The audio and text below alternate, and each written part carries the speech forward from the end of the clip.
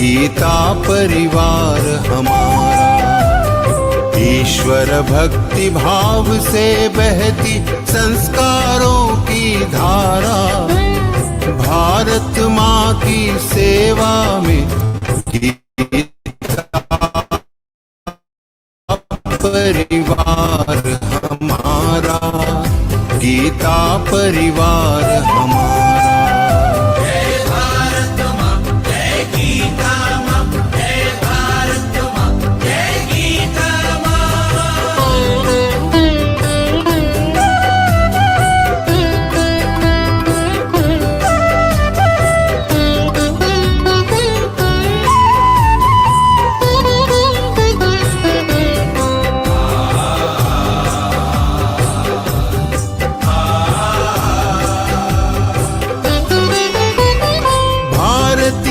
संस्कृति का वैभव जग में सबसे न्यारा। जय भारत माँ, जय गीता माँ, जय भारत माँ, जय गीता माँ। भारतीय संस्कृति का वैभव जग में सबसे न्यारा। ज्ञान और विज्ञान यहीं से सबने पाया सारा, सबने पाया सारा। कुछ भूलों से हारा, फिर से जीते देश हमारा। गीता परिवार हमारा, गीता परिवार हमारा। जय भारत माँ, जय गीता माँ, जय भारत माँ, जय गीता माँ।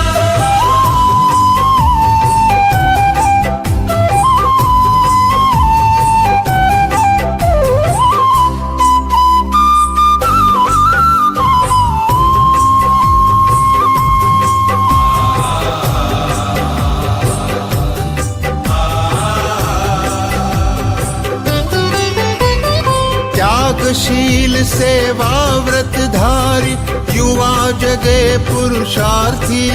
जय भारत माँ, जय गीता माँ, जय भारत माँ, जय गीता माँ। त्यागशील सेवा व्रतधारी युवा जगे पुरुषार्थी।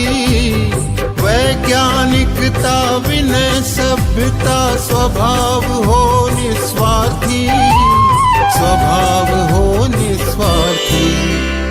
देशभक्ति में तेजस्वी हो फिर समाज यह सारा। गीता परिवार हमारा, गीता परिवार हमारा। जय भारत माँ, जय गीता माँ, जय भारत माँ, जय गीता माँ।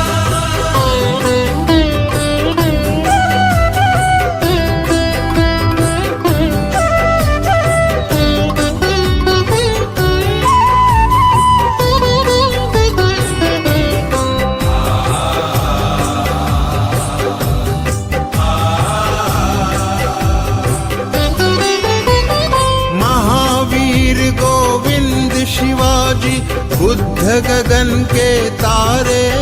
जय भारत माँ, जय गीता माँ, जय भारत माँ, जय गीता माँ। महावीर गोविंद शिवाजी बुद्ध गगन के तारे। परंपरा की पुण्य चेतना उर में हम सब धारे, उर में हम सब धारे।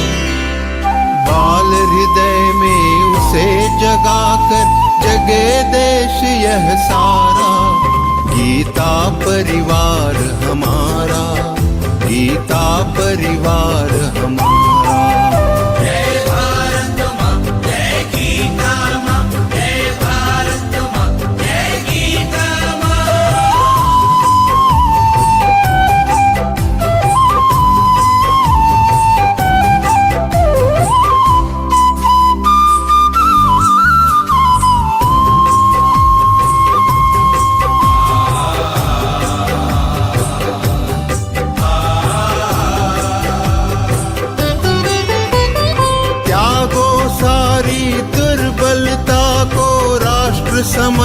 बनाओ। जय भारत माँ, जय गीता माँ, जय भारत माँ, जय गीता माँ। त्यागो सारी दुर्बलता को राष्ट्र समर्थ बनाओ। बंधु भाव समता ममता से सबको गले लगाओ, सबको गले लगाओ। चलो विवेकानंद मार्ग पर शुभ संदेश हमारा। गीता परिवार हमारा, गीता परिवार हमारा। ईश्वर भक्ति भाव से बहती संस्कारों की धारा। भारत माँ की सेवा में गीता परिवार हमारा, गीता परिवार हमारा, गीता परिवार हमारा, गीता परिवार हमारा, गीता परिवार हमारा, गीता परिवार हमारा।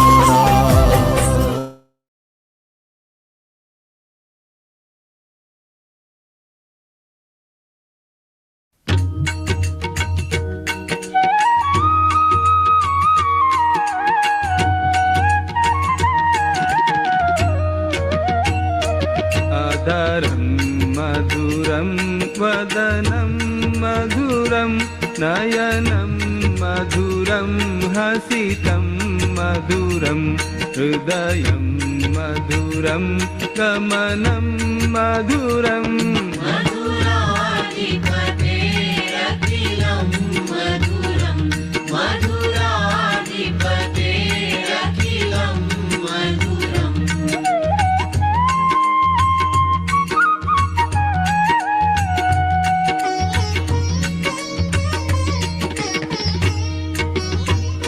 वचनं मधुरं चरितं मधुरं वसनं मधुरं वलितं मधुरं चलितं मधुरं भ्रमितं मधुरम्। मधुराधिपतेरखिलं मधुरं मधुराधिपतेरखिलं मधुरम्।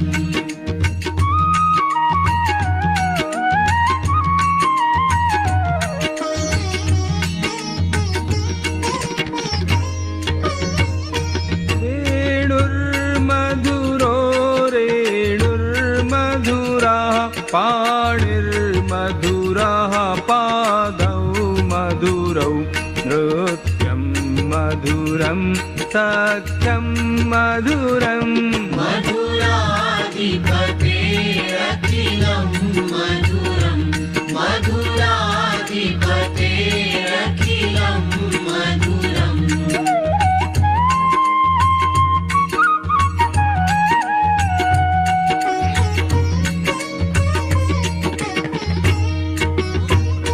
गीतं मधुरं पीतं मधुरं भुक्तं मधुरं सुप्तं मधुरं रूपं मधुरं तिलकं मधुरम्। मधुराधिपतेरखिलं मधुरं मधुराधिपतेरखिलं मधुरम्।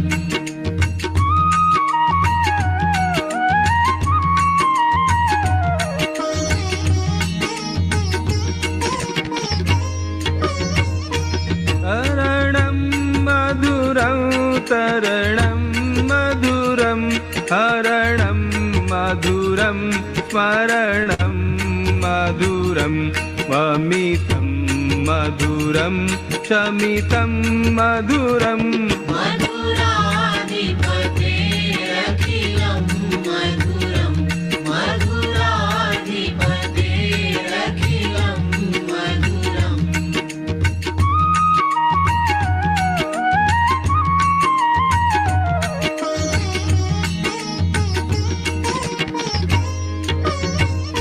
कुञ्जा मधुरा माला मधुरा यमुना मधुरा मधुरा वीची मधुरा सलिलं मधुरं कमलं मधुरम्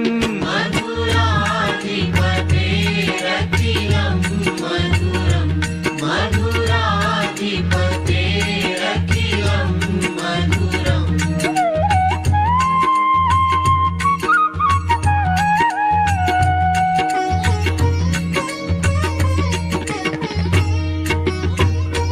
गोपी मधुरा लीला मधुरा युक्तं मधुरं मुक्तं मधुरं दृष्टं मधुरं शिष्टं मधुरम् मधुराधिपतेरखिलं मधुरं मधुराधिपतेरखिलं मधुरम्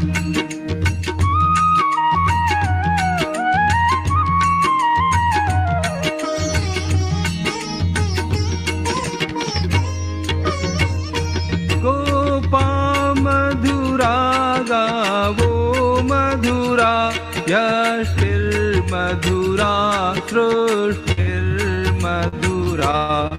दलितं मधुरं फलितं मधुरम्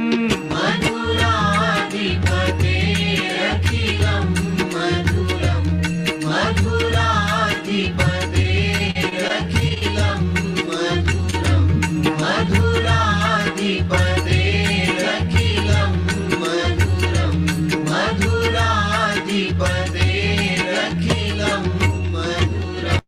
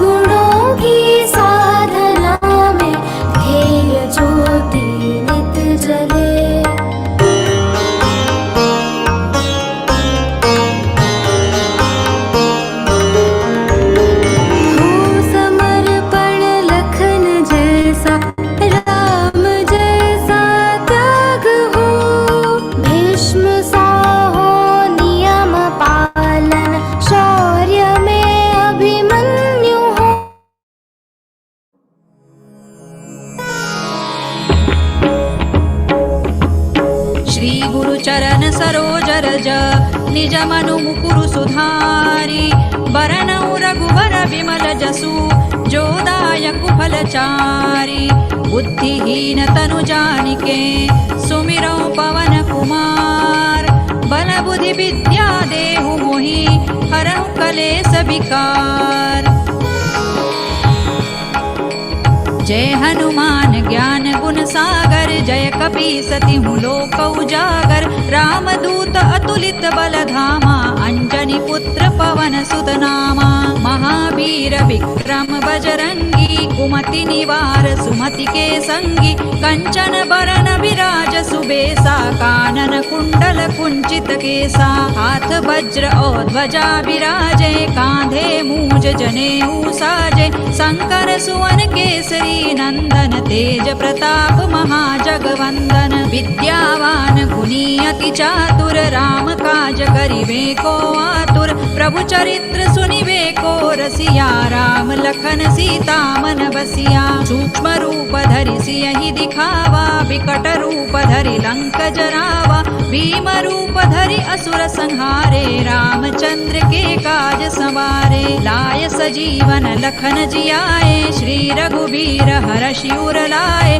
रघुपति कीन्ही बहुत बड़ाई तुम मम प्रिय भरतई सम भाई सहस बदन तुम रोजस गावे अस कहि श्रीपति कंठ लगावे सनकादिक ब्रह्मादि मुनीसा नारद सारद सहित अहिसा जम कुबेर दिक्पाल जहाते कवि कोविद कहि सकै कहाते तुम उपकार सुग्रीवहि कीन्हा राम मिलाय राजपद दीन्हा तुम्हरो मंत्र विभीषण माना लंकेश्वर भय सब जग जाना जुग सहस्र जो जन पर भानु लील्योताहि मधुर फल जानू प्रभु मुद्रिका मेलि मुख माहि जलधि लांघि गए अचरज नाही दुर्गम काज जगत के जेते सुगम अनुग्रह तुम्हरे तेते राम दुआरे तुम रखवारे होत न आज्ञा बिनु पैसारे सब सुख लहै तुम्हारी सरना तुम रक्षक काहू को डरना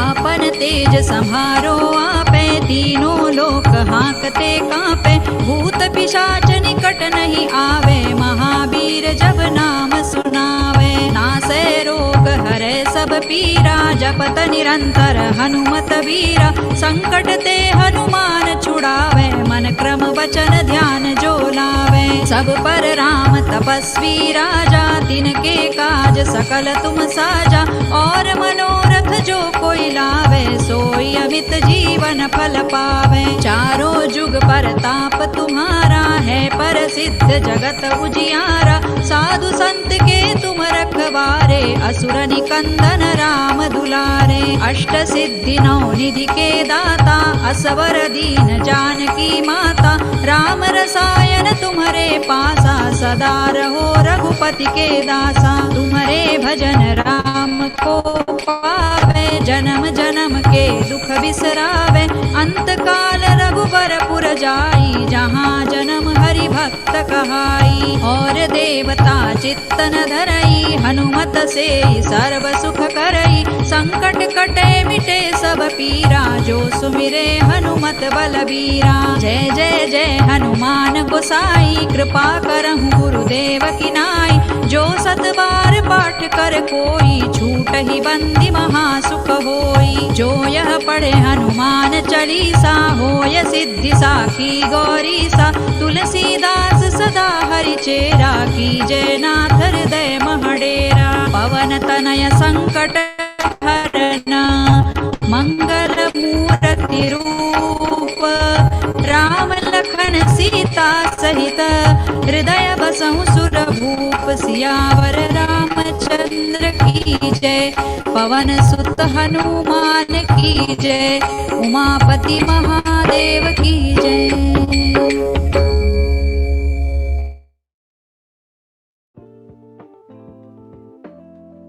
Jai Shri Krishna. In Zoom meeting, if you want to turn off the notification of Zoom chats, then click on the chats and then click on these three dots, turn off notifications, click on that, click on the mute option, and now chats notification will not disturb you. Jai Shri Krishna.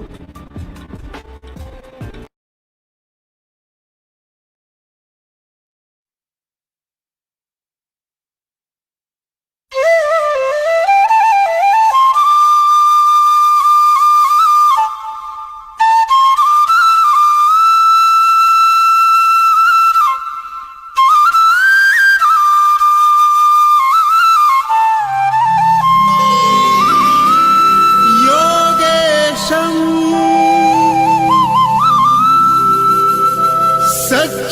सच्चिदानन्दं वासुदेवं व्रजप्रियं धर्मसंस्थापकं वीरम् कृष्णं वन्दे जगद्गुरुम्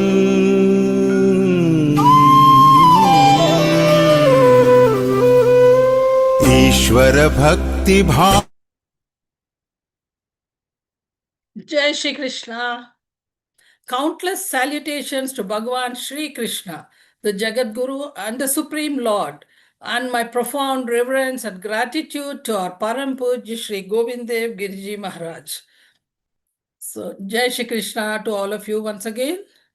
On behalf of Geeta Pariwar, I, JVSM Lakshmi, extend a warm and respectful welcome to all the sadhaks in the path of Geeta to today's spiritual discourse on Bhagavad Gita, chapter 18, part 3. So it is indeed our great fortune to come together on this Zoom platform to contemplate the final and the most profound teachings of Lord Shri Krishna, which illuminate the path of righteous action, inner renunciation, and complete surrender to the divine.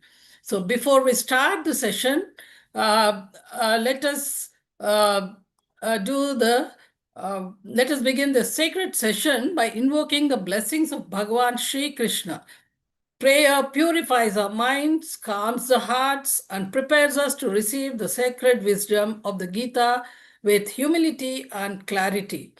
So I now invite Nimisha Govindia ji from Rajkot, a dedicated homemaker. Nimisha ji has been associated with Geeta Pariwar since January 2022 and currently serves as a co-trainer and group coordinator and technical assistant and also as a pracharak. So Didi, please come forward for the prayer. वसुदेवसुतं देवं कंसचाणूरमर्दनं देवकी परमानन्दं कृष्णं वन्दे जगद्गुरुं कृष्णं वन्दे जगद्गुरुं सभी को जय Shri Krishna.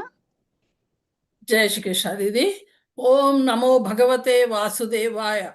May the Supreme Lord bless us with purity of intellect, steadiness of mind, and the grace to live the teachings of the Bhagavad Gita. Thank you, Didi, for that wonderful prarthana. So, lighting the lamp is a symbolic gesture which we follow every time before starting our sessions. The lighting of the lamp signifies the awakening of knowledge within each one of us.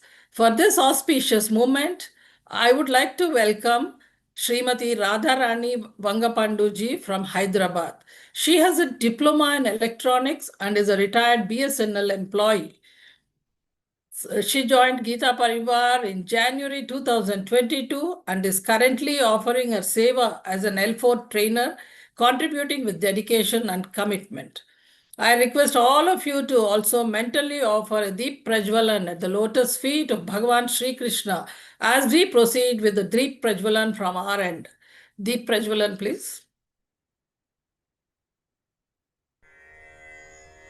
निषिद्धैरप्येभिर्लुलितमकरन्दो मधुकरैः करैरिन्दोरन्तश्छुरित इव सम्भिन्नमुकुलः विधत्तां सिद्धिन्नो नयनसुभगामस्य सदसः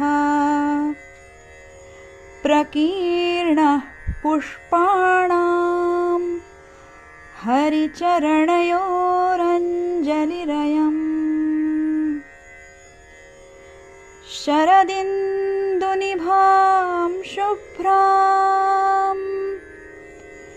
शुभ्रवस्त्रैरलङ्कृताम् कलहंसकृतावासां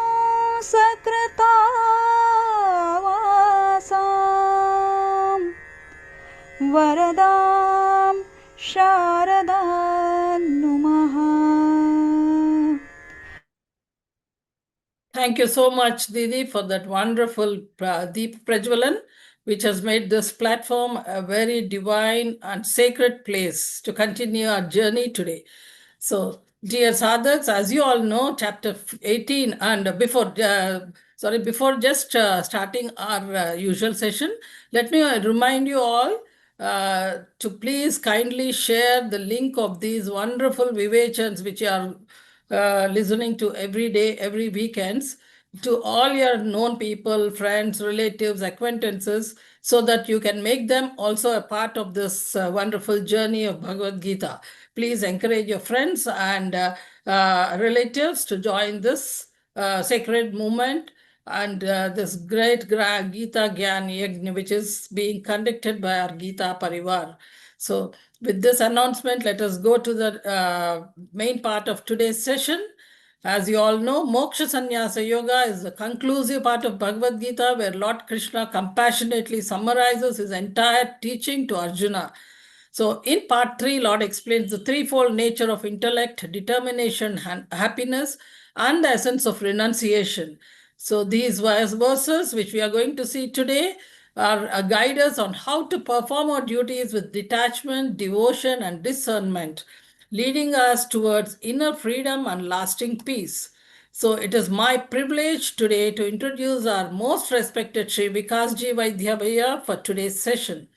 Shri Vikasji Vaidya is a respected scholar and practitioner of the Bhagavad Gita and is well known for clarity of exposition, depth of insight, and unwavering commitment to the Gita's message. He has been reciting all 18 adhyayas of the Gita daily for over 5 years. Through years of dedicated study, teaching, and spiritual practice, he has been guiding seekers to integrate the timeless wisdom of the Gita into their personal and professional lives, and guides Gita Vrati is preparing for Shrungeri Gita exam. As a senior trainer in Gita Pariwar, he is involved in trainer selection and training for L1 to L4 trainers. And he is an active member of Pune Gita Pariwar and involved in teaching and vivechana of Vishnu Sahasranama. He has taken the Gita Kantasthikaran exam at Shrungeri Peeth and was awarded first prize by Parampuj Jagadguru Shankaracharya ji. On the professional front, Vikasji Bhaiya is a BE mechanical engineer and has a postgraduate diploma in business management. He is an entrepreneur based in Pune and owns a small IT company. An NRI for 12 years, he has traveled extensively and is a master of many languages, both Indian and foreign. I now invite Vikasji Bhaiya to lead us into this sacred journey of knowledge and devotion. Bhaiya, please. वसुदेवसुतं देवं कंसचाणूरमर्दनं देवकी परमानन्दं कृष्णं वन्दे जगद्गुरुं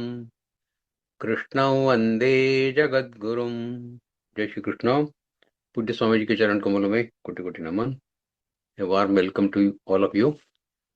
We are discussing Moksha Sannyasa Yoga, 18th Adhyaya Bhagavad Gita, the last chapter of Bhagavad Gita. Last time we discussed up to Shlok 35, wherein we discussed 3 types of dhrutis. So what was Tamasi dhruti? Yaya swapnam bhayam shokam vishadam madame vacha navimanchati durmedha dhrutissa partha tamasi. So having discussed karma, karta, dhruti, buddhi, all that, now God will tell us about the sukha, happiness. Happiness also has 3 types. So we'll start with Shlok number 36. Sukham dvidanim drvidam shruname bharadarshapho Abhyasadramade yatra dukhantainja nigacchati. Bharatarshava, O chief of Bharatas, that means Arjuna, now hear from me, Shrunume, hear from me the threefold happiness. Sukhant vidanim trividam. Sukha also is of three types. Listen it from me now. The happiness which is acquired through long practice, abhyasa dramade, gives deep joy and entails the end of sorrow. Dukkhantancha nigacchati. So in earlier shlokas, we have learnt in this adhyaya that Shri Krishna Bhagavan has discussed the constituents of karma, how the karma comes into effect. So 5 factors which God explained to us were adhishthanan tatha karta karanai cha pratak vidam vividascha pratak cheshta daimai chaivatra panchamam. So this was 14th slok. And then God also explained to us the factors which motivate the action and controls the action. So which are those? Jnana jneyam parijnata trividha karma chodana karnam karma karteti trividha karma sangraha. Now in this background, God will move on to explain what is the objective, what is the goal of our karma. What is the goal of karma? The ultimate motive behind people's action, karma, is the search for happiness. Everybody does everything for happiness only in the life, isn't it? So everyone desires to be happy. And through their actions, they seek fulfillment, peace, satisfaction. But since everyone's actions differ in their constituents, which constituents?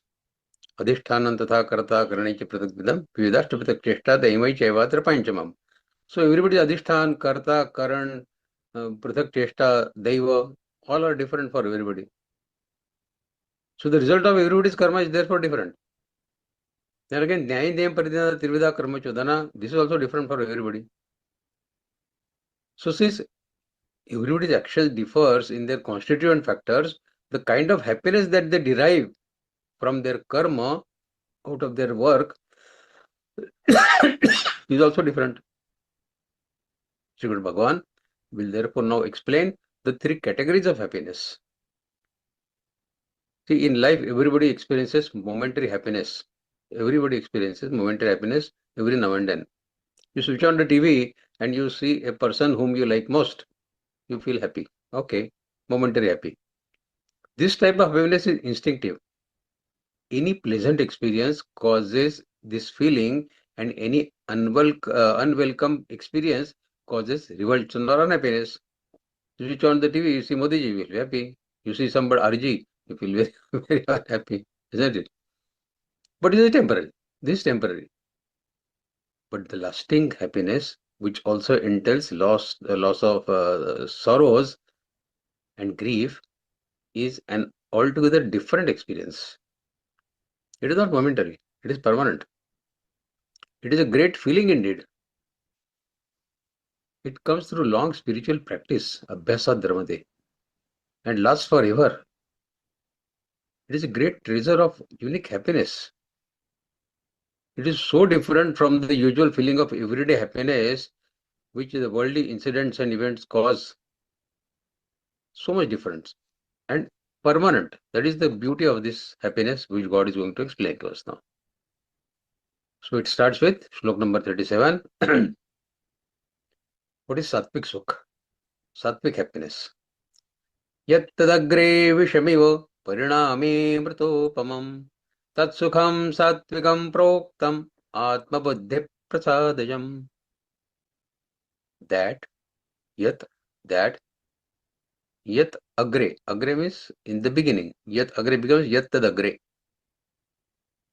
Seems like poison. Visham eva is like, visha is poison. So that which seems like poison at first, pariname amrutopamam, but tastes like nectar, amrut, in the end, pariname, is said to be the happiness in the mode of goodness. That is sattvic sukh, which seems like poison at first, but tastes like nectar in the end. And this is generated by the pure intellect that is situated in the self-knowledge Atma Buddhi Prasadajam. So this Sukha comes from the Atma Buddhi, in the self-knowledge, Atma Jnana. Now in day-to-day life, let us see example of this. We know that amla, Indian gooseberry, what we call it, amla, is one of such superfoods, amla, that is very beneficial for health. It has vitamin C, which they say is more than 10 oranges, one small amla. The vitamin C content of one amla is more than 10 oranges. But children dislike it. They don't want to eat amla. They want to eat orange only. Because it is bitter in the taste. Parents in North India, they encourage their children to eat amla khao, saying amla का खाया और बड़ों का कहा बाद में पता चलता है. अमले का खाया और बड़ों का कहा बाद में पता चलता है. That means the benefits of these eating of amla and advice of elderly people is experienced in future later. Immediate आपको समझ में नहीं आएगा, but you will definitely reap benefits if you listen to the advice of elders or if you eat amla. Interestingly, after eating amla, in just a couple of minutes, the bitterness disappears and it starts tasting sweet. And the long-term benefits of consuming vitamin C are undoubtedly numerous. In this shloka, Shri Krishna Bhagavan says that happiness in the mode of goodness, sattvic sukh, is of the same nature. Yattadagre vishimeva pariname vrtopamam. It seems bitter in the short term, but tastes like nectar in the end. The Vedas refer to the happiness in the mode of goodness as Shreya. Shreya is mode of happiness, which is unpleasant in the present, but ultimately beneficial. In contrast to Priya. So there are two things, Shreya and Priya. Priya, which is pleasant in the beginning, but ultimately harmful. So on Shreya and Priya, Kathopanishad says there are two paths in life. One is beneficial and other is pleasant. Shreya and Priya. These two lead human beings to different ends. The pleasant is enjoyable in the beginning, but ends in the pain. The ignorant are entrapped to the pleasant and they perish finally. But the wise are not deceived by its attractions. They choose the beneficial and finally attain the happiness. So whether to select Shreya or Priya is up to our wisdom. So this sattvic happiness is like poison in the beginning because the rigor, hard efforts involved in attaining that spiritual realization is very high. When you started learning Gita, maybe it was bothersome in the beginning. Somebody sent us the link, start learning Gita. Okay, we click the link, we join the Gita Pariwar, we start learning. But then there is a necessity of attending classes every day. Friends are enjoying somewhere, watching movie or TV or enjoying the restaurant, and we are attending Gita class. Very boring in the beginning, isn't it? But now, Parinam, coming to L4, now we see what nectar Gita is, isn't it? Pariname Vartapamam. So those who were watching TV and movies, they are still doing that only. We have come far ahead. That is Pariname Amrutopamam. So this is Sattvic Sukh. The Sukh that we are enjoying today after learning Gita is Sattvic Sukh. In the beginning, it was troublesome for us. Sanskrit is not known. Gita we have never read. So in the beginning, it was troublesome, agreed. But now, it is nectar. It is Amrut. Once it is attained, it is an investment lasting beyond death. Learning Gita is our investment beyond death. Because it is not subject to any time frame. Gita is Kalatit, not subject to any time frame. This lasting and unique happiness is the reward of our spiritual efforts, which involves cultivation and elevation of prana, mind and senses to the spiritual level, which we are doing by learning Gita. We have learned about prana in Adhyaya 8. By living life, how to live the prana, that also we have learned in Adhyaya 8. But the imitation prayers cannot fetch this. It exists in the core of heart, Atma Buddhi Prasadajam. For that, God has given a couple of shlokas, many shlokas are there, not couple.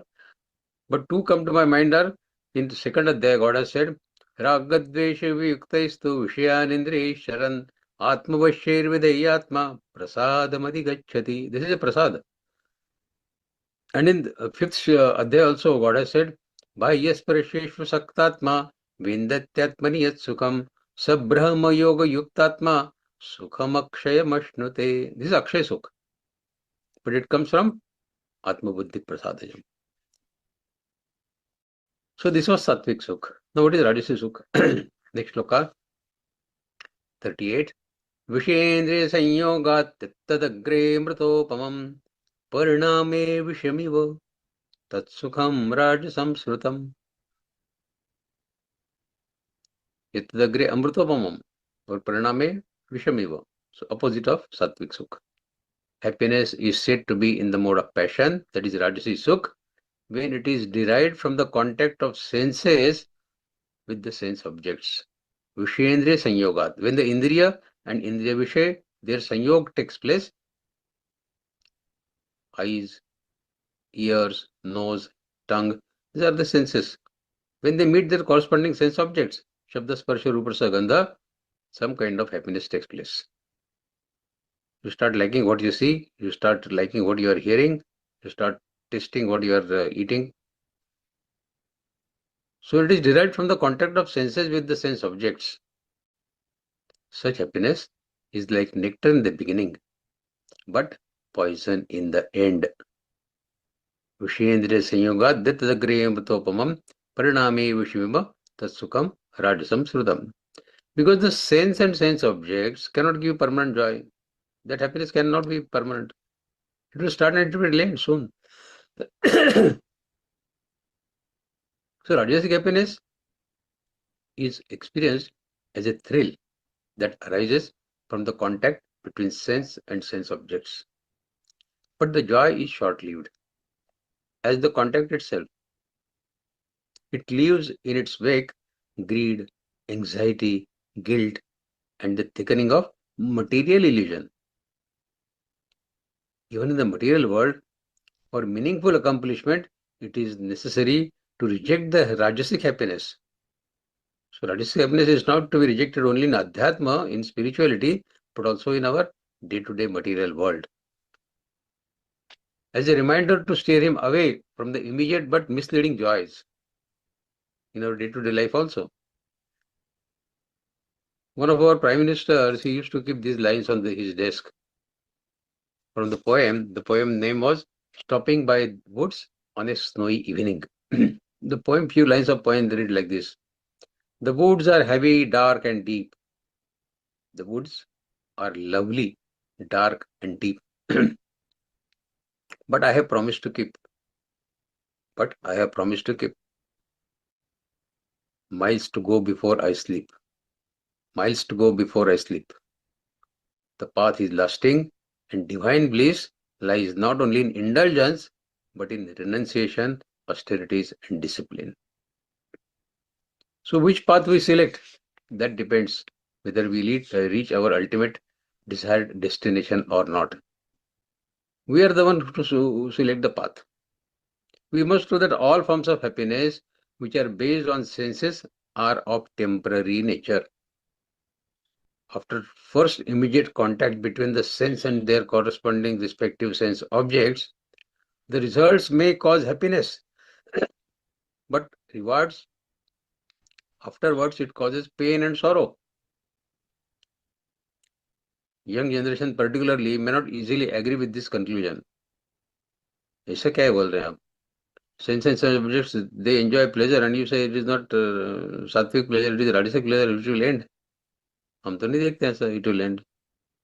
The reason for that is that because they have vigor of youth, and secondly, they are ignorant of the spirit generated or the soul generated happiness. आत्मज्ञान का सुख होना देखा ही किधर है अभी? They are engaged only in material pleasure. Which is the real nectar? When we see the Atma Sukh, they have not tested that. The sukh generated by spirit or by the soul, which is sattvic sukh, which is like the real nectar, they have not experienced it so far. And before which the sense-born happiness is a mere triviality. When you start experiencing that soul-generated happiness, this sense and sense object happiness is a triviality, insignificant, totally. Again in 5th Adhyaya, God has said, Ye sansparsha bhoga dukkhayo na evate adyantavantah kaunteya nateshu ramate buddha. Buddha, the intelligent people don't get engaged into this kind of happiness. And again in 14th Adhyaya, Gunatravi Bhagyo, God has said, Karmanastu krutesyahu sattvikam nirmalam phalam rajasastu phalam dukkham ajnanam tamasa phalam. So the fall of sattvic sukh, rajasic sukh and tamasic sukh, God has explained in 14th Adhyaya as well in Gunatravi Bhagyo. Now what is tamasic sukh? Having discussed sattvic and rajasic, God explains tamasic sukh in Shlok 39. Yadagre chanuvandhe cha sukham mohanamatmanaha nidralasya pramadothan tattamasamudaratam. That happiness which covers the nature of the self from the beginning till end. It keeps you in ignorance right from beginning till end, and which is derived from nidra, sleep, alasya, laziness, pramad, negligence, and it is said to be in the mode of ignorance, tattamasamudaratam. So the tamasic sukh is of the lowest kind, and it is foolish from beginning till end. It throws the soul in the darkness of ignorance, and yet, since there is a tiny experience of pleasure in it, people get addicted to it. Very tiny pleasure in it, but they get in that darkness of ignorance right from beginning till end. That is why cigarette smokers find it difficult to break their habits. They get momentary pleasure, even while knowing that it is harmful. They buy a pack of cigarettes from a shop on which it is written, smoking is injurious to health, it may cause cancer. Sorry? Reading that also they smoke cigarettes. They get temporary pleasure out of it, and they get totally covered by ignorance, ajnan, darkness. The same is the case with drug addicts. They are unable to reject the happiness they get from addiction. What happens in sleep or under alcohol effect or under the drug effect, drug-induced unconsciousness, what happens? The people forget themselves, and not only is the person who is taking it, not only that he is aware of his pure self, but he also forgets his senses of self. Knowledge of self and all that to the baat ki baat hai. But he even forgets his senses that are linked to the body, mind and intellect. And he derives great pleasure in doing so. मैं सब कुछ भूल जाना चाहता हूँ. अरे अच्छा तरीका भूल जाने का. Getting drug addicted or taking liquor addicted, such that he is willing to commit any immoral or evil act to procure the drug or to procure a bottle of liquor. He becomes so much addicted to it.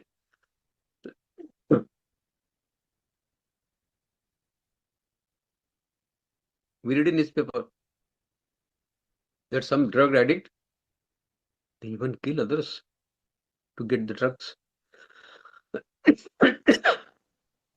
they're totally covered by ignorance, by darkness, for that momentary pleasure.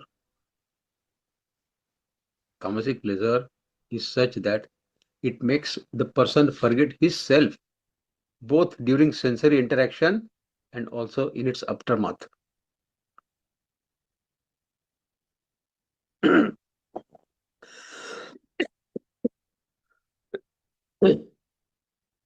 And a tamasic person, that is, whose antakaran is tamasic, whose karmas are tamasic, such a person derives pleasure from nidra, sleep, laziness, alasya, heedlessness, and irresponsibility.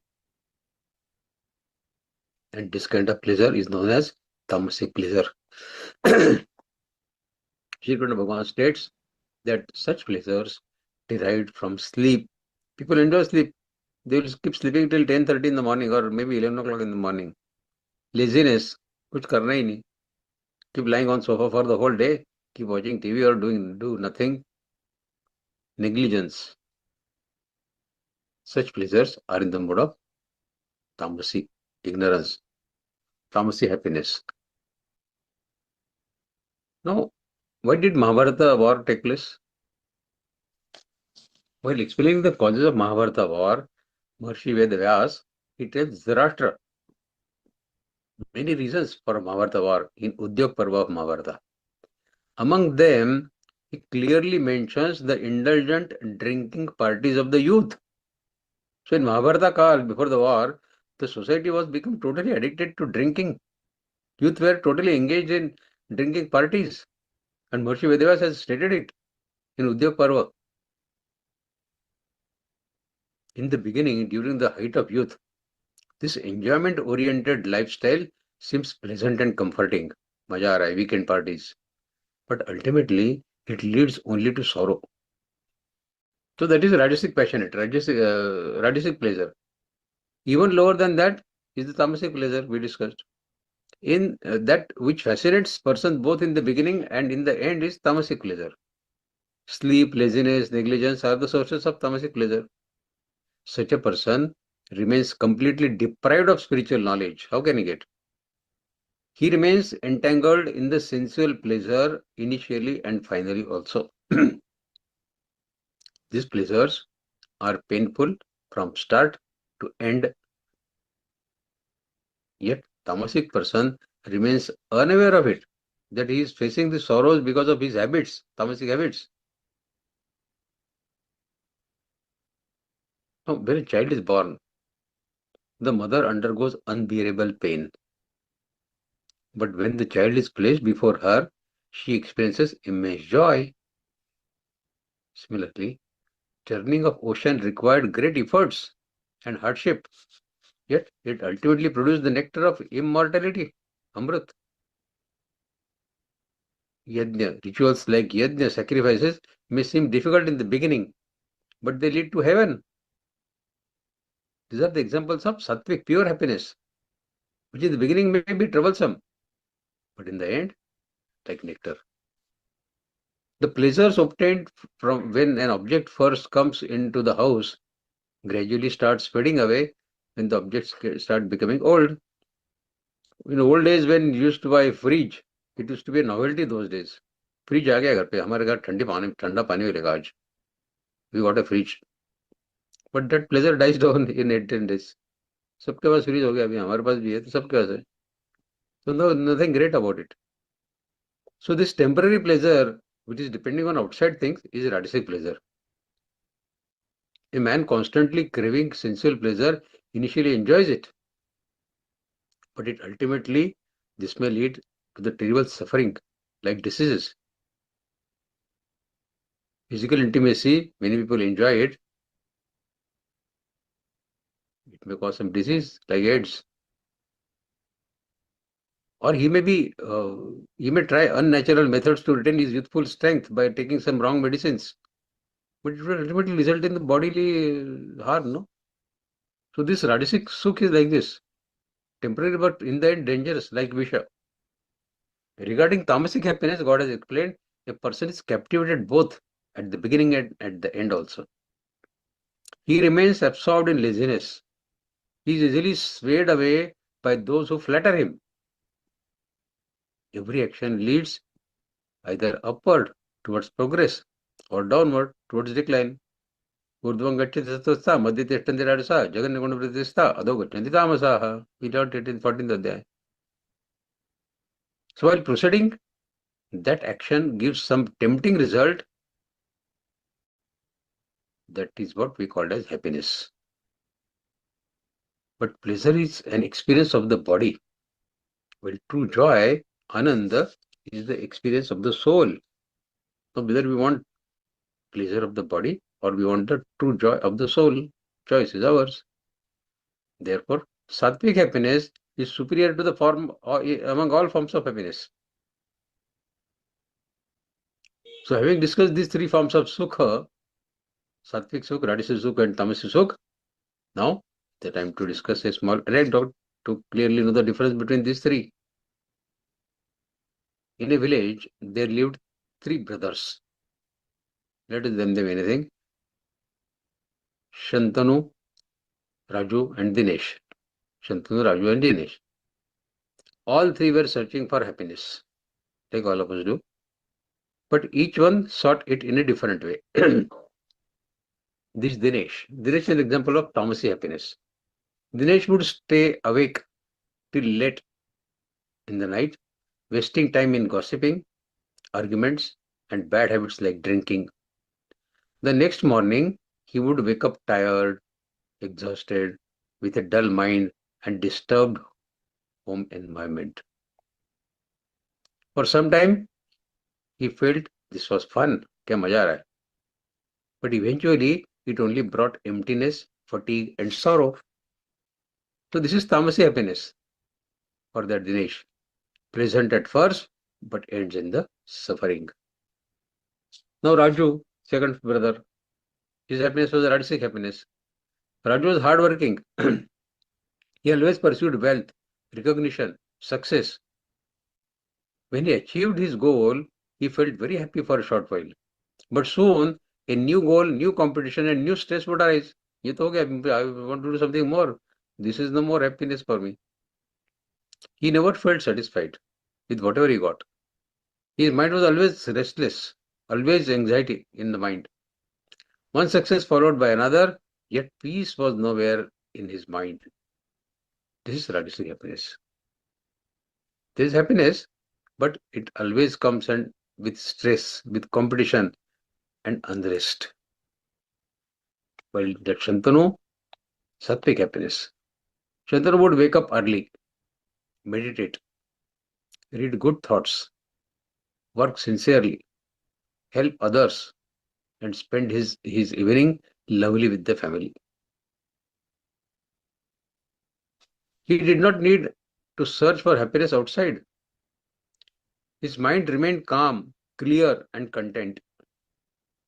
His happiness slowly increased day by day, giving him deep and lasting inner peace. This is Sattvic happiness. We enjoy all these three kinds of happiness in our day-to-day life, isn't it? If we analyze our own calendar for last 1 month, we will find out that some days we have enjoyed this Sattvic Sukh. A couple of days maybe Rajasic Sukh and a couple of days maybe Tamasic Sukh also. So Sattvic Sukh, it seems simple in the beginning, but it grows steadily and gives lasting peace and joy. So what is the lesson from this small story? Tamasic happiness momentarily is a momentary pleasure. Later sorrow and sorrow only. Rajasic Sukh, pleasure mixed with stress and dissatisfaction, unrest. And Sattvic happiness, true peace, contentment and lasting joy. So true happiness does not lie in external object, but in a pure nature and a calm and balanced mind. Atma Buddhi Prasadajam. That is why Geeta teaches, Sattvic happiness alone is the real happiness. The remaining two are not really happiness at all. The only Sukh is Sattvic Sukh. Okay, next sloka, 40 sloka. Nadadasti prathivyama divideveshu va punaha sattvam prakritijairmuktai yadevi satribhir gunaihi.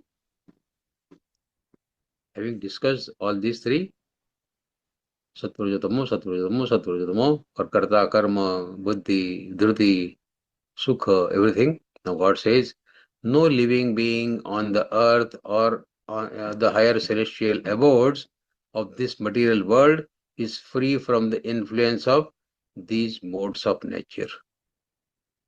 So Sattvarajatamo are the ruling kings of the world, material world as well as the celestial abode. The three gunas of Prakriti are all pervasive. They are pervading everywhere, up to the celestial abodes, the entire universe. They cover every living being on the earth and devatas in the heaven. These three gunas, sattvic, rajasic and tamasic, can only be overcome by successfully realizing the soul. Short of that, no being can hope to be free from the shackles of Prakriti. These three gunas are present in all of us, but how? Like butter in the milk. Can you separate butter from the milk? Yes, we can. But milk by itself is already having butter in it. So by default, all these gunas are in us. Like butter is hidden in the milk. Fire is hidden in the wood. Or the breath is hidden in all of us.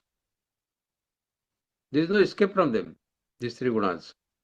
Because the entire nature is made of these three gunas. Whether we talk of earth or heaven, Prithvi and Devi Deveshu, only Nishkam Karma performed through sattvic intellect, acquired through sattvic dhruti. Dhruti is firmness of intellect, lead a being to the state of nirguna. The Upanishads state that the material energy Maya is tricolored. तीन रंग की होती है माया. कौन से तीन रंग? Material has three colors: white, red and black. White, red and black. That is, it has three modes: goodness, passion and ignorance. It is the mother-like womb of innumerable living beings within the universe. These three gunas like that. It is brought into existence and supported by one unborn Lord who is full of knowledge. God, however, does not get entangled with his material energy.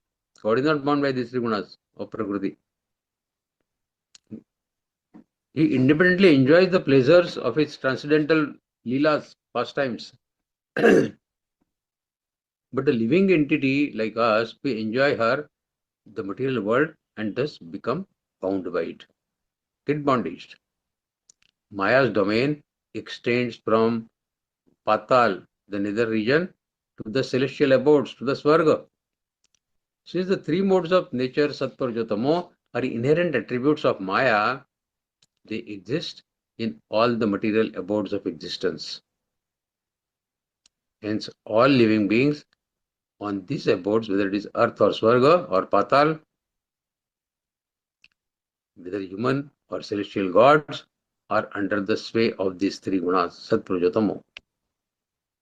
The residents of Patal have a predominance of Tamo Guna, the residents of earth have a predominance of Rajo Guna, and the residents of celestial abodes have a predominance of Sattva Guna. See, who does not like sleeping? Everybody enjoys sleeping, you know. Say in a cold weather, in the winter night, you are enjoying sleep. But suddenly early in the morning, 4 o'clock, the alarm sounds asking you to wake up, take a bath and sit for your meditational practice, spiritual sadhana. You get very unhappy with that poor clock for sounding the horn, the alarm. To a seeker, to a devotee, he has to face this fight every day, wherein he has to overcome his inertia. This love for sleep is inertia, that is, love for sleep is tamoguna. He has to overcome this tamoguna. When it is time for sitting for meditation, for the meditation, shrug of laziness, again tamoguna, and not given to the temptation of sleep. So as to ward off his tamoguna to enter into sattvaguna. Likewise, the tongue is always seeking the favorite delicacy. When the host is serving, for example, the food that you like most, suppose you like hot jalebis, and you suddenly remember that you have fast today, you cannot eat hot jalebis, then there begins the dilemma. क्या करें अभी? जलेबी तो सामने है गरम गरम, खा नहीं सकते. Today I am fasting. The tongue says that I want to eat. The intellect says no, you cannot eat. Today you are fasting, you cannot eat. And with much deliberation, the fellow strikes a compromise and says to his host, sorry sir, I cannot eat this jalebi today, but keep it aside. I will lift it tomorrow. But if the quantum of Rajoguna has increased, then the fellow will mentally say to the God, "Oh Lord, how can I hurt my host's sentiments? He is offering so lovingly his jalebis to me. If I decline, he will get hurt, no? How can I hurt his feelings? God, I am sure it is you, O beloved Krishna, who has sent me these jalebis through this host. And furthermore, it is you who has said that one should not insult the God residing within others. So if I decline, then I am insulting God in him. This is how the intellect works wonderfully. Huh? Thus I will respect your words, O God, and eat these jalebis. As far as fast is concerned, never mind. I will observe it on some other day. गुरुवार नहीं तो शनिवार कर लेंगे ना. All days are same. All are created by God only. So if I don't do fasting on Thursday, it's okay. I will do fasting on Saturday. So this is how the intellect works. Shri Krishna Bhagavan says, no one can evade the influence of Prakriti born three gunas. For they are present in all beings. But how to keep them in balance? Now that is certainly not in your hands. It is up to you whether you want to be sattvic, rajasic or tamasic. But is it easy to balance and decide whether I want to be sattvic, I want to be rajasic, I want to be tamasic? Because tamoguna prone individuals who has been born in a tamasic environment, to say tamasic parents, how will he get exposed to virtues of sattva-guna? His entire environment is tamoguna. His parents are tamoguni. How do you expect him to behave sattva-guni? And consequently, how will the sattvic samskar even awaken in him? The same is true for rajoguna prone individuals. If his environment is rajoguni, his parents are rajoguni, how do you expect him to behave sattva-guni? But sometimes children born to tamasic parents, they grow up with virtuous attributes like sattva-guni. We have examples. Bhakta Prahlad. He is such an example. He was born to tamasic parents, but grew as a great devotee of Lord Vishnu. See, gunas cannot exploit a man of wisdom. Rather, it is he who utilizes the gunas very astutely to his benefit for his spiritual sadhana. Santa Kabir has said, Maya that creates illusion for the entire world, that very Maya lies in the service of a jnani, of a sage. This means that a sage is able to make the most of Maya. He utilizes the Maya very prudently to his own advantage, for his own spiritual gains. Maya is no longer able to delude the jnani. Rather, it works as a servant. So this was all about sattva, raja, tamo, for all jnana, karta, karma, sukha, dhruti, everything. Now God is coming to a different topic altogether, about the society. How he has formed a society. Slok 41.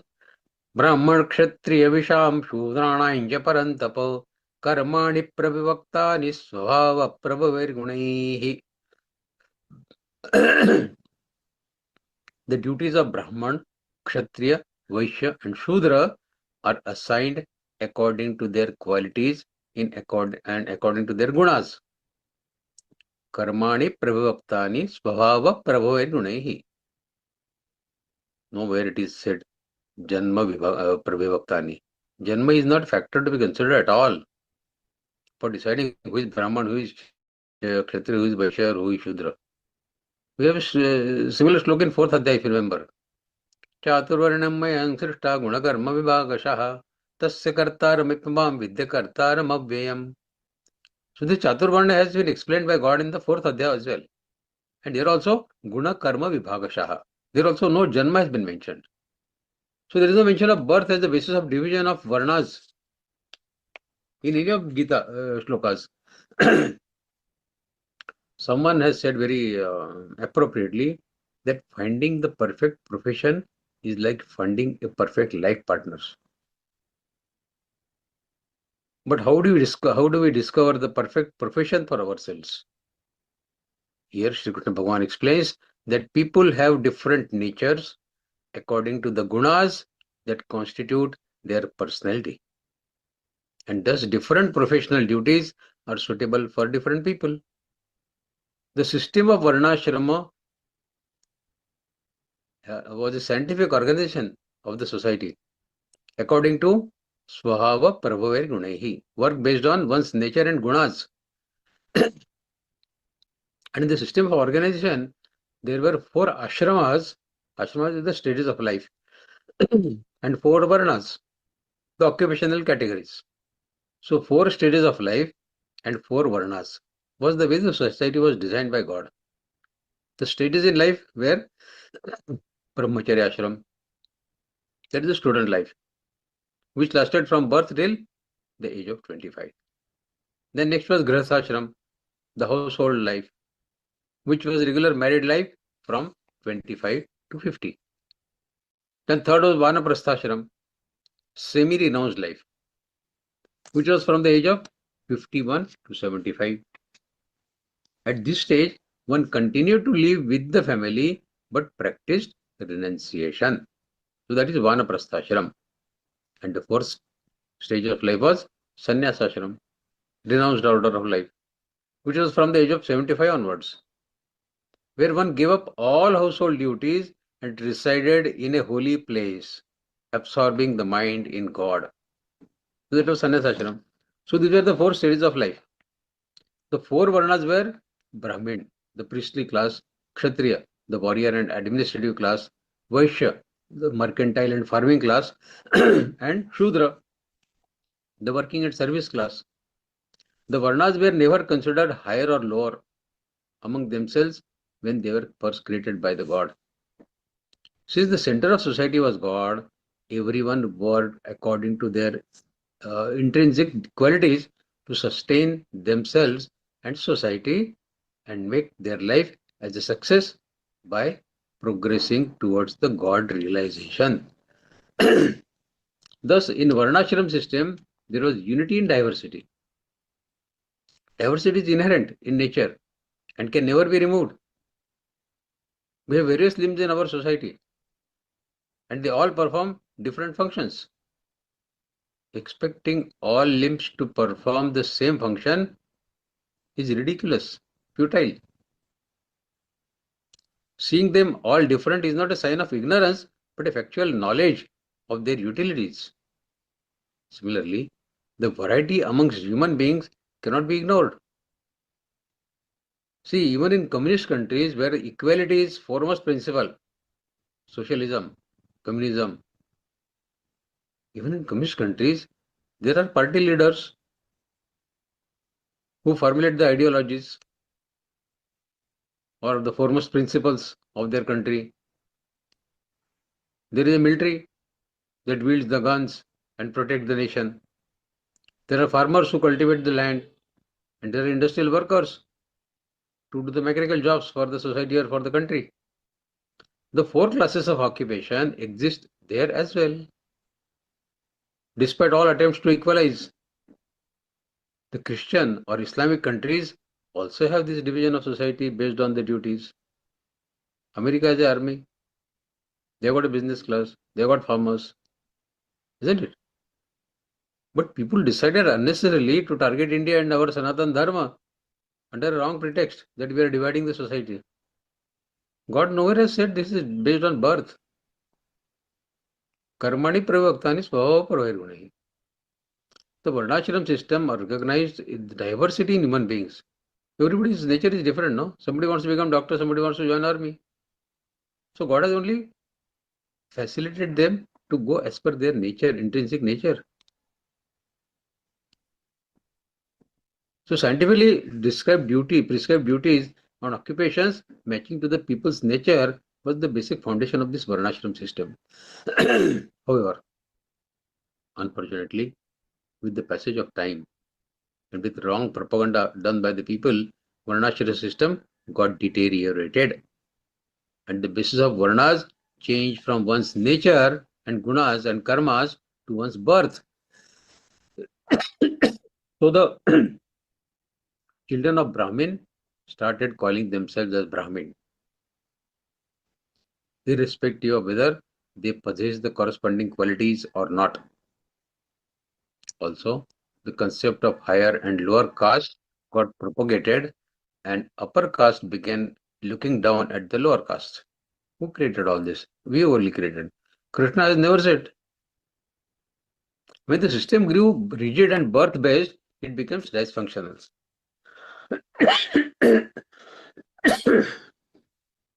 And there was a social defect that crept in with the time in this Varnashram system.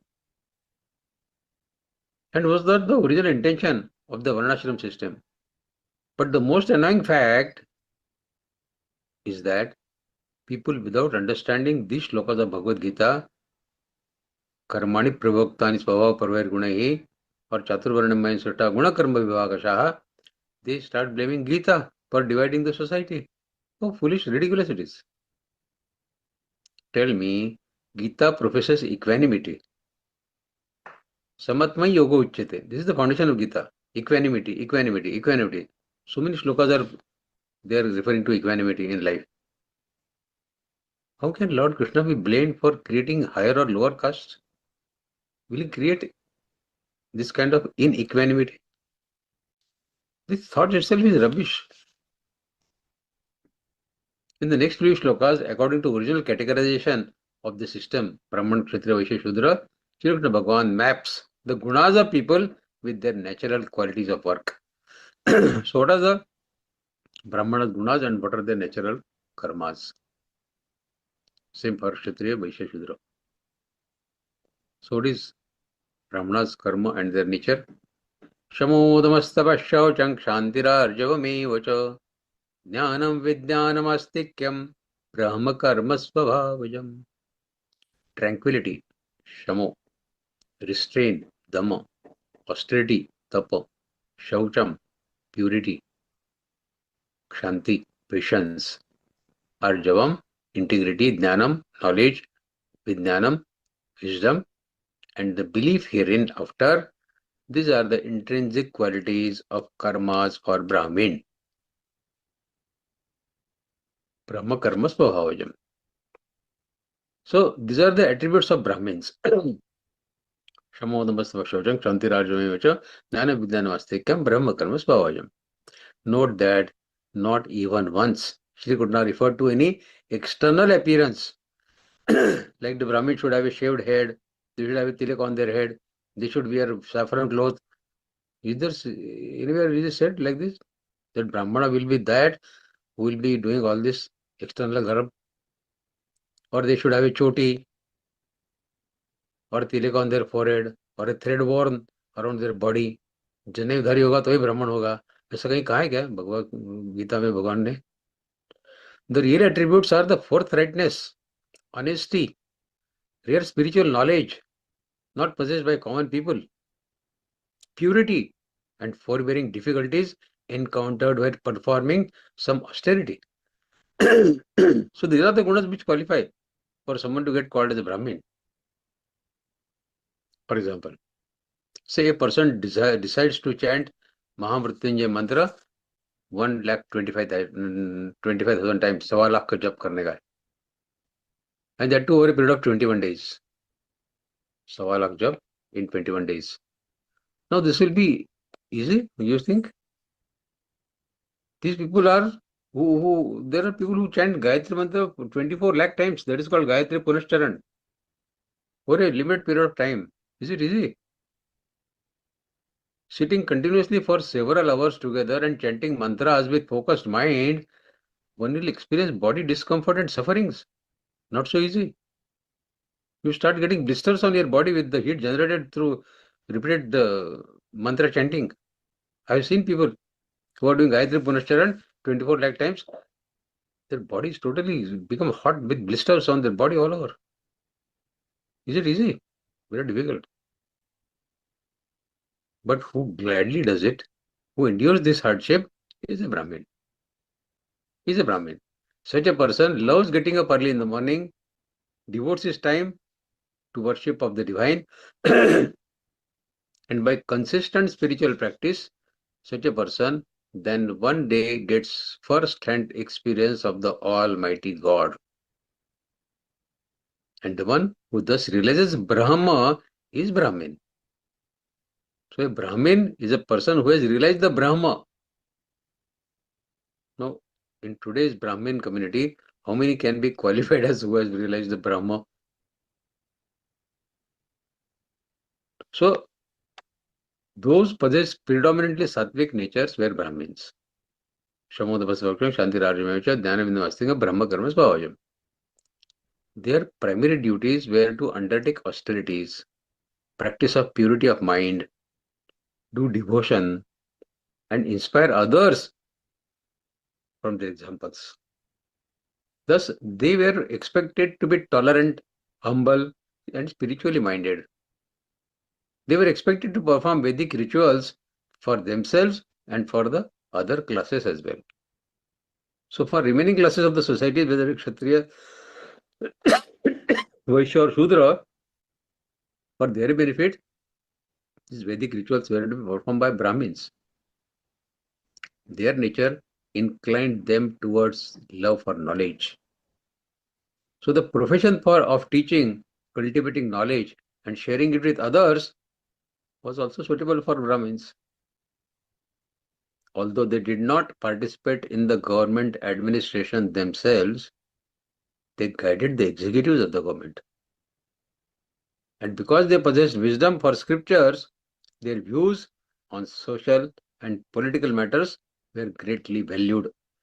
So that was the Brahmin community, Brahman Varna. Now what is Kshatriya?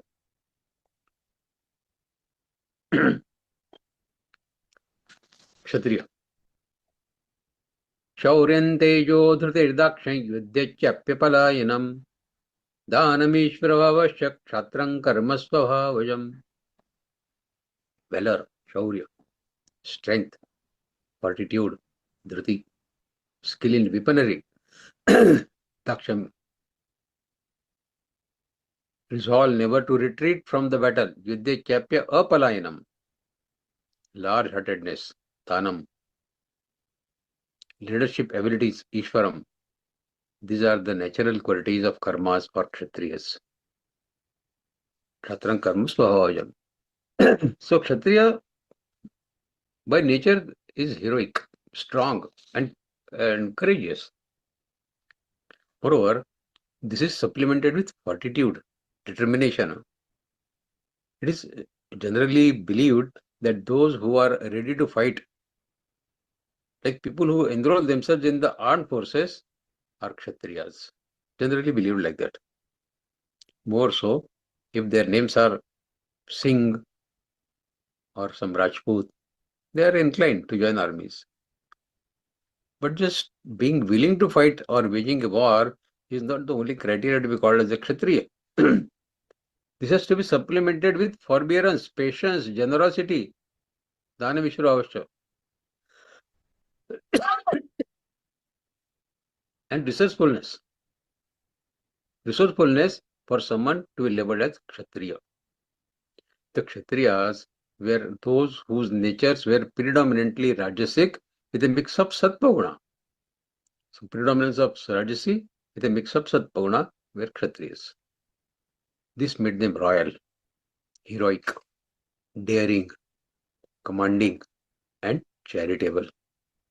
These qualities were suitable for their leadership in karmas, and they formed the administrative class that governed the country, all kings Kshatri. Yet they realized that they were not as learned or as pure like Brahmins. Hence, they respected Brahmin class and took their advice on the ideological, spiritual, and policy matters. So that was Kshatriya. Now what is Vaishya and Shudra? Next loka. Krushigav rakshamanijyam Vaishya karma svabhavajam paricharyatmakam karma Shudrasyapi svabhavajam. Krushi, agriculture. Gauraksha Vanijam, dairy farming and commerce are the natural karmas for those with qualities of Vaishyas. While serving through karmas is the natural duty for those with the qualities of Shudra, offering seva. A Vaishya is he who deals with honest merchandising and selling stuff. The Vaishyas were those who were predominantly Rajasic with a mix of Tamasic. So like Kshatriya were predominantly Rajasic with a tinge of Sattvic, these people, Vaishya, are predominantly Rajasic with a tinge mix of Tamoguna. They were thus inclined towards producing and possessing economic wealth through business and agriculture. They sustained the economy of the nation and created jobs for other classes. They were also expected to undertake charitable projects, Dhanam, to share their wealth with the deprived sections of the society. See, it is known that a businessman does business with the intention of making profits. It is known. He is not doing business for charity only. He is doing business for earning profits. Yes. There is no arm twisting involved in herein. Making profit is not like making arm twisting. But what matters here is that above board, just and reasonable he should be. Moreover, spending a part of acquired wealth towards the welfare of society from all sections. This too is the responsibility of Vaishya. So they are also very important part of the society, Vaishya, like Brahmins and Kshatriya. Now Shudra. The fourth division refers to Shudra. These folks derive great joy in serving all constituents of the society, whether they are Brahmin, Kshatriya, Vaishya. The Shudras were those who possessed tamasic natures. They were inclined towards scholarships, administration, and commercial enterprise.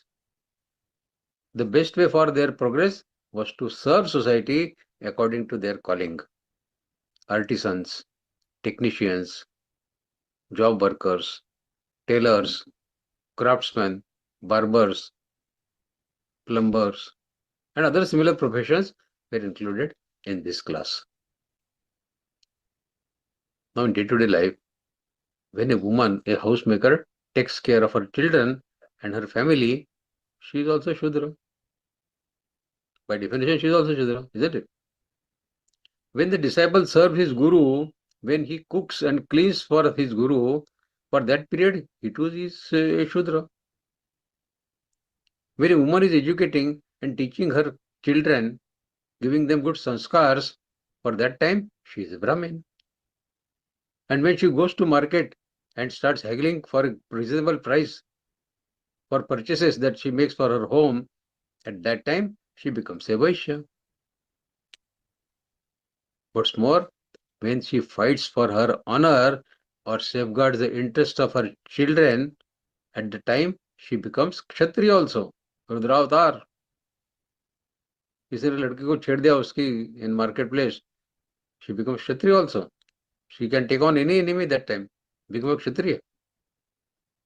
Thus, these are the fluid divisions. Same person can be Brahman, Kshatriya, Vaishya, Shudra, Kshatriya anytime. They are not set in stone.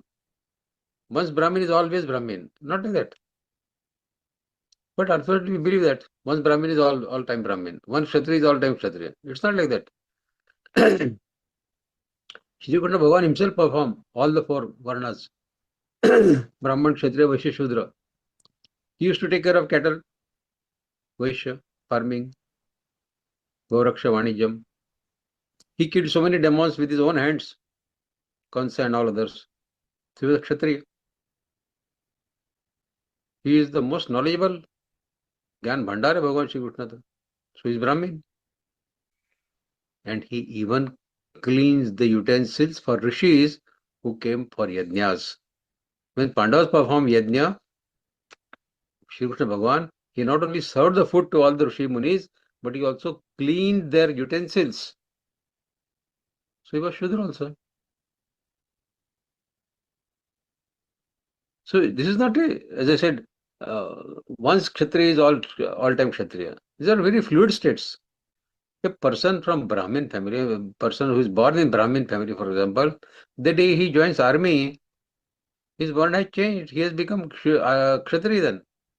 Can he go to army and say that I am Brahmin, I cannot do ahimsa, I am a non-violent person? Then if the enemy comes, if you say I am Brahmin, what will happen? So once you select a proper a profession, your varna changes according to that profession.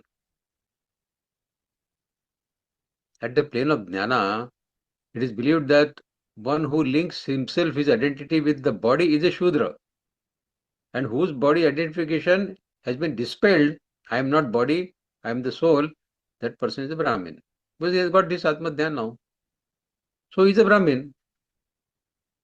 But what one sees in the society at large is that people are stamped with one of these categories based on only their birth. It is a huge tragedy. More annoyingly, they blame Geeta for creating this division in the society. As I said, it's a rubbish. Well, now having discussed the Chatur Varna, Brahma, Kshatriya, Vaishya, Shudra, it's time to discuss a couple of stories to understand this concept very well so that there is no misunderstanding or confusion, at least between us who are reading Bhagavad-Gītā regularly. What is Gita's message on Chatur Varna? Shri Kunda's Bhagavan has explained Brahman, Kshatriya, Vaishya, Shudra. These four categories are determined by not by birth, by one's qualities, gunas and karmas. In a village, there lived four friends: Vivek, Shaurya, Sadguru and Kartik. Four friends: Vivek, Shaurya, Sadguru and Kartik. They grew up together, played together, and were always by each other's side. One day, the village began to argue. Is a person's role in society decided by birth or by natural qualities and abilities? To seek the clarity, the four friends went to a sage in the forest. The sage calmly said, "Each one of you show me that work you can do naturally, joyfully, and with ease." The first one, Vivek, he began explaining the scriptures clearly and guiding people with wisdom. Everyone noticed that he was calm, thoughtful, and truthful. They recognized Brahmin-like qualities in him. Next was Shaurya. He protected villagers bravely when the bandits attacked the village. He upheld justice and order. So they saw Kshatriya qualities in him. Third was Sadguru. He cultivated fields, raised cattle, and traded goods, bringing prosperity to the village. People acknowledged Vaishya qualities in him. And last was Kartik. He repaired roads, built houses, cleaned temples, and helped people in every need. They saw Shudra qualities in him, service-oriented and practical. So the sage said, "Observe, I did not assign any of these jobs to you. Each of you naturally chose the work that suited to your own nature. One is not determined by birth, but by one's qualities and his actions.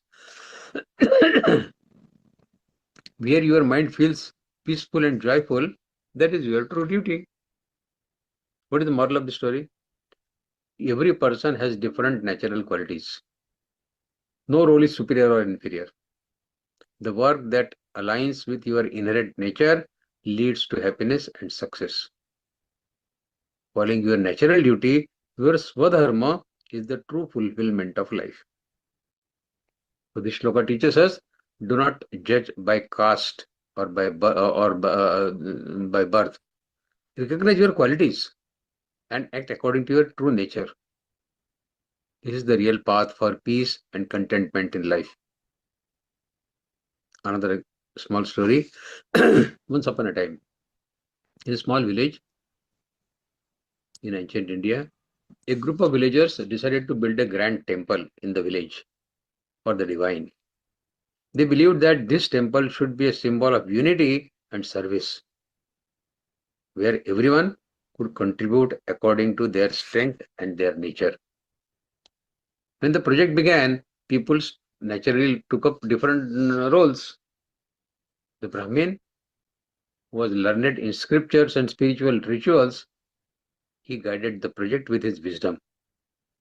He performed prayers, then consecrated, that means purified the site of the temple, motivated everyone with noble thoughts about why the temple should be built.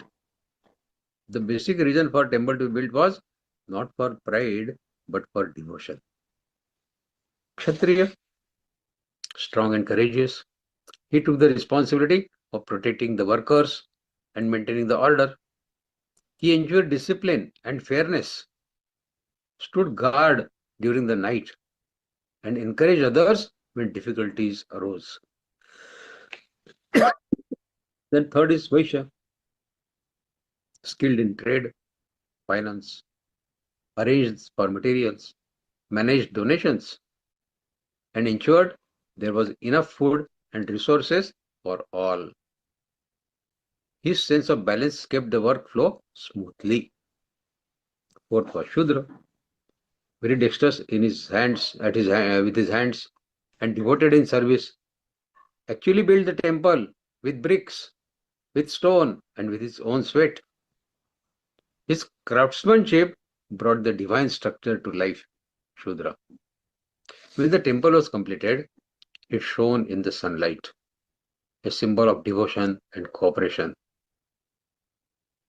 But when the people praised Brahmin ने temple बनाया है, for his wisdom, the Brahmin person, he said very humbly, without Kshatriya's strength, without Vaishya's support, and without Shudra's skill, my prayers alone could have never built this temple. Everyone should realize that is a combined efforts of all. Each realized that their role, though different, was equally sacred. Each duty was an offering to the divine. When the Ram Mandir was built in Ayodhya, do you think it was built by only one community or one Varna? All people came together. We even read stories that even some Muslim believers were involved in building the temple.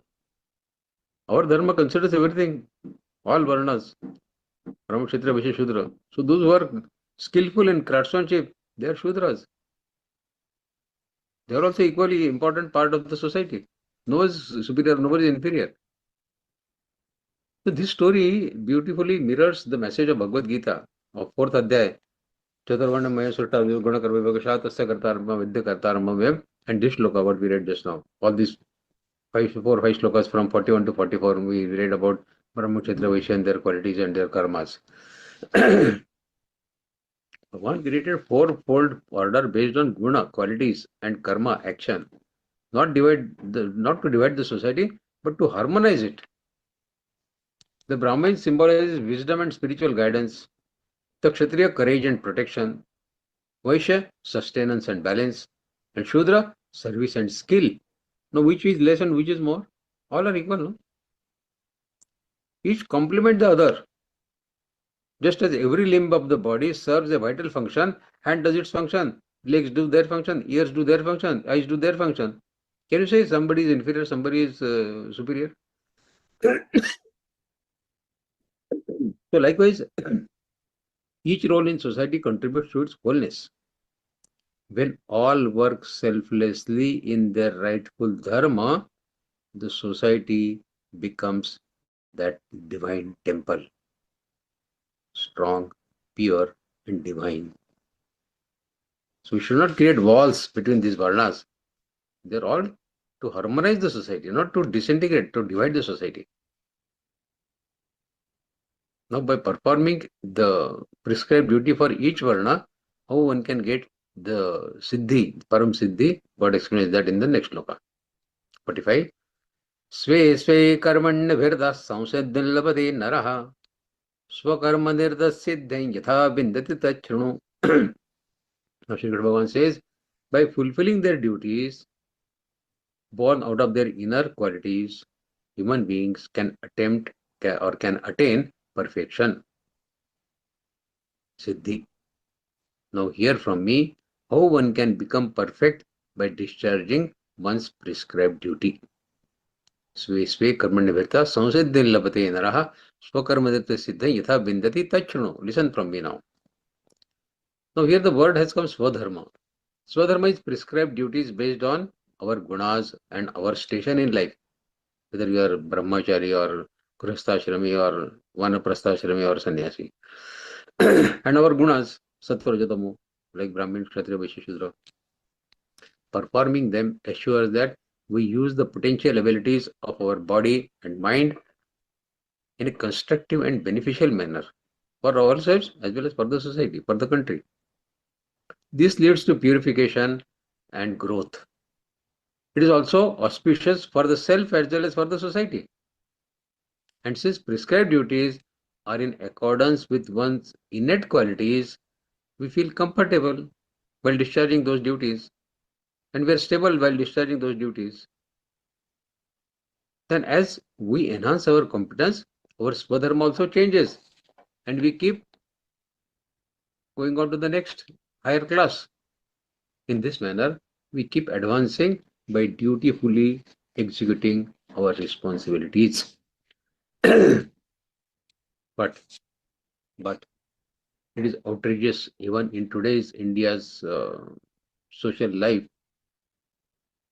so-called modern times, to see a Dalit woman, a member of scheduled caste, scheduled tribe, being torched to death because she entered a temple or fetched water, which was reserved, so-called reserved for the so-called upper caste people. This happens in few states. There is such a desperate need to educate these ignorant masses that one becomes superior or inferior not by one's birth, but solely by his deeds and his misdeeds. We know the story of sage Rahadas. He who was no exception, because he too had to endure such inhuman derision in his life and humiliation, just because he had been born to Shudra parents. But such was the irony that he was bestowed upon the gunas by Swami Ramananda, this Rahadas. Then that very Rahadas was facilitated by the king of Banaras, who fell at the feet seeking the sage's benediction. The same was true for Sant Kabir, Sant Namdev, or many others who were born to poor parents and had to face public humiliation for their so-called lowly background. Bhagavad-Gītā says, no one is born as a Brahmin, no one is born as a Kshatriya, no one is born as a Vaishya or Shudra. It is not that a person born to Brahmin parents will necessarily be a Brahmin. And Parshuram is a classic example of this. Although born in a Brahmin family, Parshuram, he was a Kshatriya by virtue of his temperament, always wielding axe in his hand, Parshu in his hand. He fought many wars against kings and defeated them with his bravery. So by virtue he was a Kshatriya, though born in Brahmin family. And contrary example to this is of King Vishwajit. Although born in the Kshatriya family, he went through such trials and tribulations just to be accepted, to be acknowledged as a Brahmin. He was pleading with the society that I am Brahmin, though he was born in Kshatriya family. And after all the upheavals and turmoil, at last, Vashishta Rishi finally acknowledged, O king, you are indeed a Brahmin Rishi, because your karmas are like Brahmins. And Vishwamitra, he was Kshatriya by birth, but such was his mental inclination that he became a great Rishi, Vishwamitra. And after years of austere practices, he finally awakened the Brahmin in him by attaining the Supreme Parabrahma. Now, from the point of view of Jnana, from the viewpoint of Bhagavad Gita, there are well-defined attributes that delineate a true Brahmin. In none of the chapters of Bhagavad Gita has Shri Krishna ever referred to the external garb or appearance of a person. He has repeatedly stated the attributes of Brahmin, the one who meticulously follows the scriptural precepts, who is non-violent, forgiving, forbearing, compassionate, and who studies and reflects upon the scriptural knowledge and continually strives to attain the supreme divinity is a Brahmin. So some become Brahmin and some become Kshatriya. Likewise, those who have natural inclination towards merchandising, buying and selling stuff, they become Vaishyas. Vaishyas are in fact a very important pillar of the society. It is their wealth, it is the wealth of Vaishyas which enables Brahmins and Kshatriyas to perform their duties. A Kshatriya needs money for his weapons. Brahman needs money for sustenance, his sustenance. Śrīmad-Bhagavadgītā says, whatever work, karma you do with the sentiment that it is Lord's work, offer it to the Lord. Carry out your duties without that sense of doership and without any attachment or aversion. And accept whatever fruits that come your way. If they are unfavorable, endure it patiently. And if they are favorable, accept it gratefully, thanking the Lord for His grace. Śrīmad-Bhagavadgītā says that performing one's duty proficiently is nothing short of a yajna. Performing one's kartavya karma is a yajna. What will happen, for example, say if a person of Kshatriya temperament, his temperament is Kshatriya, he may be born in any family, but his temperament is Kshatriya, he decides to take up the profession of teaching, for example. God alone knows what will happen to the children when they get a Kshatriya as their teacher. Kshatriya by temperament, no? Not by birth, I am saying. Volatile, mercurial and dictatorial in his disposition. That is Kshatriya we discussed. And we read in newspaper also many times. When they school sometimes see a teacher slapping a student so hard that the poor fellow's eardrums get permanently damaged.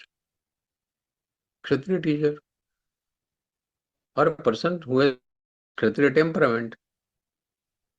Or the teacher punches the student so hard that it results in brain hemorrhage of the student. So this is a person of Kshatriya temperament choosing a Brahmin profession. You should choose the profession that matches with your nature and temperament. Likewise, if the doctors and nurses dispose of Shudra in them, service quality in them, that is, they don't derive any joy by serving others, will they be good at their profession then? You don't want to serve people and you are still a doctor or a nurse. Can you perform your duty rightfully? If their nature is of Kshatriya, for example, of a doctor or a nurse, even getting an injection from them will seem like getting a stabbing by a knife, because their style will be of Kshatriya. If doctors have Vaishya temperament, earning money, they will focus on making money. We see the racket in the medical fraternity. Organ trade also takes place. Today we see High Court judges also making money while giving the verdicts. That famous judge of Supreme Court, Yashwanta,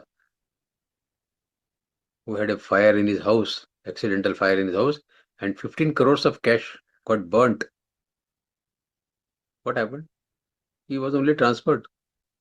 No punishment so far. It's a tragedy of life. They have made business. So a person who is mentally Vaishya, because he's focused on money, when he sits in the chair of a judge, what happens is this. So when people with inappropriate nature and temperament occupy positions of importance, the nation will be in danger. That's why Śrīmad-Bhagavadgītā has very cleverly divided based on their guna and karma. The karma, as per our innate nature, makes life a sweet song. Else it makes a very stressful challenge. Okay, now is time for a small story.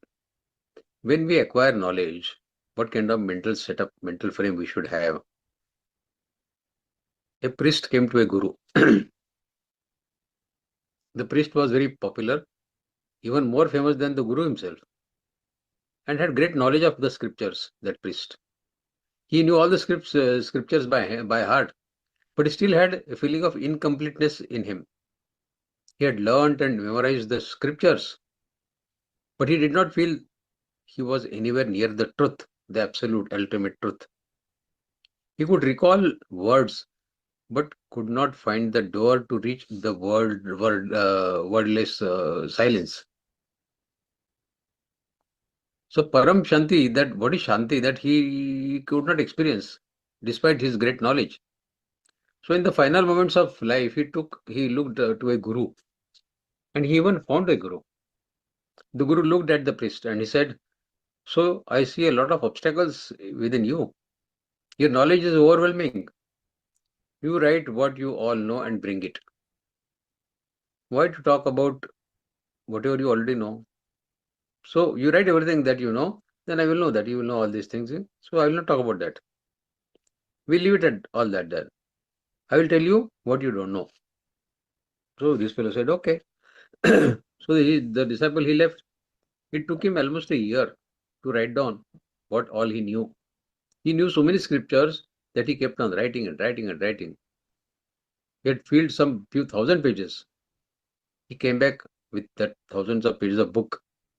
The Guru said, "You have come back." "Oh, I doubted you may not come back, I thought. Because your knowledge is so vast, you have so much of information that I thought you will spend whole of your life in writing only what you know. But okay, you have come, very good." Seeing that thousands of pages book, the master said, "This is too much. This is too much. I am an old man now. My death is near. I cannot read so much.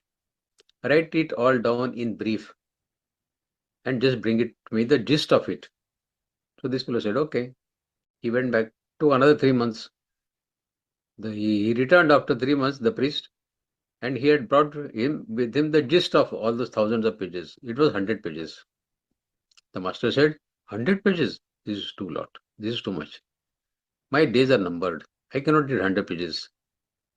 Now I cannot read 100 pages. Bring it down even more." So the disciple, the priest, he returned. He had written the summary on a single sheet, then single page, and brought it. But the Guru was nearing his death. He said, "Oh, my friend, this is too much, one page. Make it even concise. Go to the next room, quickly summarize it and bring it." The disciple wrote the whole essence in one single sentence. Thousands of pages to 100 pages to one page, and now one single sentence. The Guru was holding his last breath. The master said, "I am holding on for you. When will you understand? Make it even shorter. Why are you being miser for making it brief?" Then the disciple understood what the Guru wanted to say. The disciple came to his senses. He ran to the other room and brought a blank paper without a word written on it. He gave the blank paper in the hands of his Guru, that this is what I'll know. This is what all I know. The master said, "You have become my disciple now. Although I am living, you have become my disciple. You have become my Shishya now. So your relationship with me will continue when I was alive, even when you have had no relation with me, because your knowledge stood between us. You thought you are a very jnana person, and that stood between us. Now you have given me a blank paper saying that you don't know anything. Now our relationship starts as Guru and disciple. Now you become a blank paper. You are empty now. So I am living, but don't worry, the relationship is established now. Even death will not be able to break our relationship of Guru and Shishya. Life too cannot have connected with me in this way." In the moment of emptiness, the disciple attained the divinity. So what happened? This is a very unique story. What happened when he brought a blank paper? Bringing blank paper, meaning being empty from within. So when we go to our Guru, instead of showing what we know, we should accept we don't know anything. Then only we can expect the knowledge from our Guru. If you start showing off to your Guru that I know so many things, then the Guru will say, "Okay, good. Keep on doing what you do." We should go like a blank paper to the Guru. to get real wisdom, to get real knowledge. Okay, next sloka. Yada pravritir bhutana yena sarva vidantatam swakarmanatmabhyarcha siddhim vindati manavaha. By performing one's natural occupation, one worships the Creator from whom all living entities have come into being. Yada pravritir bhutana yena sarva vidantatam swakarmanatmabhyarcha. So, and by whom the whole universe is pervaded. Yena sarvadam tatam. By such performance of karma, a person easily attains perfection. Swakarmanatma bhyarcha siddhim vindati manavaha. So no soul is superfluous in God's creation. Everybody is required. His divine plan is for the gradual perfection for all living beings, without exception. We all fit into his scheme of things, like the tiny cogs in the giant wheel. And he does not expect more from us than the competence he has already given to us. He wants us to perform as per the competence that he has given to us. That's all. Therefore, if we can simply perform our swadharma in accordance with our nature and position in life, we will be participating in his divine plan for our purification. We start making our own plan, then start facing problems. God says, I have made plan for you according to your nature, your gunas, your karma. Why don't you work as per that plan? When done in devotional consciousness, our work itself becomes a form of worship for the God. A powerful story illustrating that no duty is ugly or impure, and it is only the consciousness with which we do is that determines its worth, was told Yudhishthira by Markandeya, sage Markandeya, in Vana Parva of Mahabharata. The story goes like this, that a young sannyasi went to the forest, where he meditated and performed austerities, tapa, great tapa, for a long time. A few years went, and by the end, one day, what happened? A crow's dropping fell upon that fellow who was doing that austerity tapa. He looked angrily at the bird, and the bird fell dead on the ground. The sannyasi realized that he has developed a mystical, the yogic power now. As a result of his austerity, his tapa, he has now developed the power. He looks angrily at somebody, and that fellow will drop dead. He became filled with pride. Shortly after that, he went to a house to beg for alms, Bhikshandehi. The housewife came to the door and requested him to wait for a while, since she was nursing her sick husband. This angered this monk. He angrily glanced at her, thinking, you aged woman, you are asking me to wait? You know who am I? You don't know my powers. There was mental thinking going on. Reading his mind, the woman replied, do not look at me in such anger. I am not a crow to be burned by your glance. The monk was shocked. How did she know what I was thinking? And asked how she knew about the incident. The housewife said she did not practice any austerity. मैंने कोई तब किया नहीं है, but did her duties with devotion and dedication. By virtue of it, she had been illuminated and was able to read his mind. She then asked him to meet the righteous butcher, one butcher, who lived in the time of Mithila, and said that he would answer the question about dharma to clarify his doubts. The sannyasi overcame his initial hesitation. Can I go to a butcher? I am such a tapasvi, and I go to a butcher for knowledge? What is this? So initially he was very hesitant, but finally he went to Mithila. The righteous butcher then explained to him that all we have is our swadharma based on our past karmas and competence. But if we disagree with our natural duty, while renouncing the desire for personal gains and rising above the fleeting happiness and misery our way, we will purify ourselves and graduate to the next class of dharma. In this way, by performing our prescribed duties and not running away from them, the soul gradually evolved from its present gross consciousness to the divine consciousness, from material consciousness to the spiritual consciousness. The lecture the butcher delivered to that sannyasi is called Vyadha-gītā. Vyadha-gītā is a part of Mahabharata. This message is particularly applicable to Arjuna because he wanted to run away from his dharma, thinking it to be painful and miserable.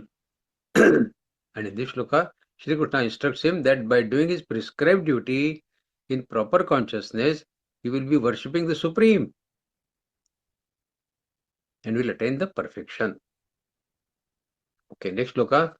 Shreyan swadharmo viguna paradharma svanishtitat svabhavniyatam karma kurvanna apnoti kilvisham. It is better to do one's own dharma. Shreyan swadharmo viguna. Even though imperfectly, viguna, than to do another dharma, even though perfectly. Paradharma svanishtitat. Svabhavniyatam karma kurvanna apnoti kilvisham. By doing one's innate duties, the person does not incur any sin. When we do our swadharma, that means our prescribed occupational duties, there is a twofold advantage. When we do our swadharma, it is aligned with our disposition, one thing, and it is as natural to our personality. It is natural to our personality, as natural as flying comes to the bird. The bird can fly naturally without efforts. Or swimming comes to the fish. Fish doesn't have to learn swimming. It comes automatically. So following your swadharma in accordance with our innate nature is as easy as that. So it is comfortable for mind. It can almost be done involuntarily. And the conscious becomes free to be engaged in devotion. On the other hand, if we abandon our duties, thinking them to be burdensome, and take up another's duties unsuitable for our innate nature, we struggle against our innate inclination of our personality. The four Varnas of the society are meant to support and complement one another, not to exploit each other. A person who remains committed to their prescribed duty becomes capable of spiritual wisdom. Therefore, even if one's own duty sometimes appears imperfect, one should not abandon it and take up another duty. For in this world, no action is completely free from flaws. Every duty is viguna. There was a man working in a government office. During lunch breaks, he would go to, along with his friends, he would go to a nearby restaurant.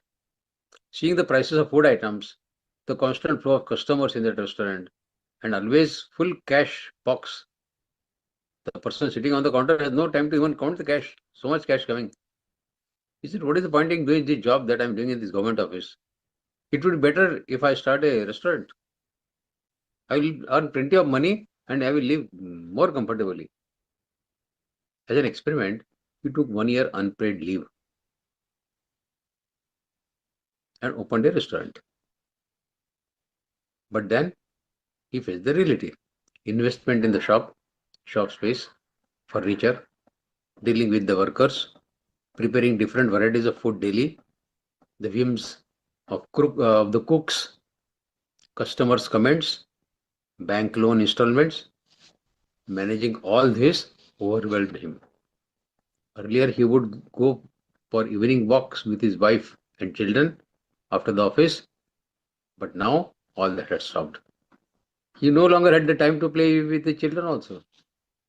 Then he realized, I was only seeing the full cash counter, but to run that business, I have lost so many important joys of my life.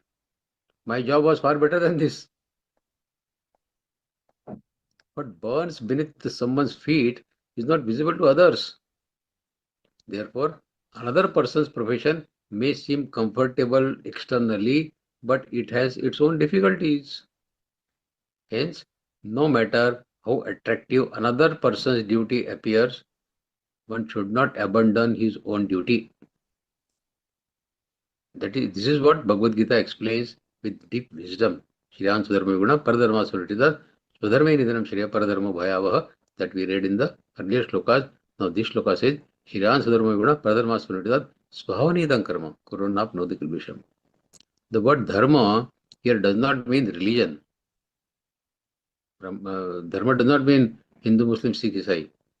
However, even in the case of religion, dharma, in today's parlance, the same principle applies. Shriyan Swadharma Guna Paradharma Suritita. Sometimes other religions seems attractive due to someone's influence. Some will say, अरे Islam is great dharma यार, चार बीवियां करने को मिलती है यार वहाँ पे. People may think like that. And they may start saying, oh, in Hindu we follow only one single Patni Vrat. So externally you may think, oh, they are better, they can have 4 wives. Then the person abandons his own religion and accepts another, and this is where he gets trapped. We know how Islam is. Not the less spoken about it, the better it is. And he repents later. We see so many Hindu girls, what fate they meet. Therefore, God has given a warning. No matter how imperfect one's own dharma is, it is still beneficial for oneself. Even if we take dharma as today's dharma, what we talk. Just as fire is always covered by smoke, every action carries some flaw. Yet, performing one's own duty does not lead to sin. In short, do not abandon what is in your hand while chasing what is running away from you. One should work with dedication in his own field. If one keeps drifting like the wind, there is a great chance of ending up in disappointment. This is exactly what Arjuna's situation is. His Kshatriya nature was inclined to military and administrative activities. Events drove him to a situation where it was necessary for him to participate in a war of righteousness, Dharma Yuddha. If he were to shirk away from his duties and withdraw from the battlefield to practice austerities in the forest, what would happen? It would not help him spiritually. For even in the forest, he would not have been able to get away from his innate nature. In all likelihood, Arjuna would have gathered some tribal people in the forest, in the jungle, and become their king. But that is in his nature, Kshatriya. Instead, it would be better for him to continue doing his duty born of his nature and worship the God by offering the fruits of his karma to the God. So when one becomes spiritually accomplished, the swadharma changes. It no longer remains at the bodily platform. Rather, it becomes the dharma of the soul, which is the devotion to the God. At this stage, one is justified in giving up occupational duties, engaging wholeheartedly in devotion, because that is how the swadharma of one's nature. Our swadharma, we know our dharma. Our swa, our soul, is a fragment of Paramatma. Our swadharma is to unite our Atma with Paramatma, of which it is a fragment. This is our swadharma. For the people with that eligibility, Shri Bhagavan gives a clear conclusion in the end of Bhagavad Gita. When we go to 66th sloka, Paramatma will say, Sab chhod do, sarvadharman paritejya. Sarvadharman paritejya mamekam sharanam ahantva sarvapapebhyo moksheshyam ashuja. Give up all varieties of dharma and simply surrender to me. However, until that stage is reached, the instruction given in this shloka applies. We are not qualified to go to that instruction, Sarvadharman Paritejya. The Śrīmad-Bhagavadgītā says we must keep doing our prescribed occupational duties as long as the test for devotion through hearing, through chanting, through meditating on Leelas of God has not fully developed in us. So until that stage comes, we have to follow this. But once that stage comes, God will say, Sarvadharman paritejya mamekam sharanam braja ahantva sarvapapebhyo moksheshyam ashucha. Okay, I think we should stop here because in the style of my talking, I have spoken too much. So we'll take the remaining shlokas in the next session. We'll stop here. I want to take one more slok. Sahajang Karmakante Sajosmatejin Sarvaramay Dushana Dhime Nagari Varda. But that will start in the next session. Thank you so much for your patience. Jai Shri Krishna. Thank you, Bhaiya.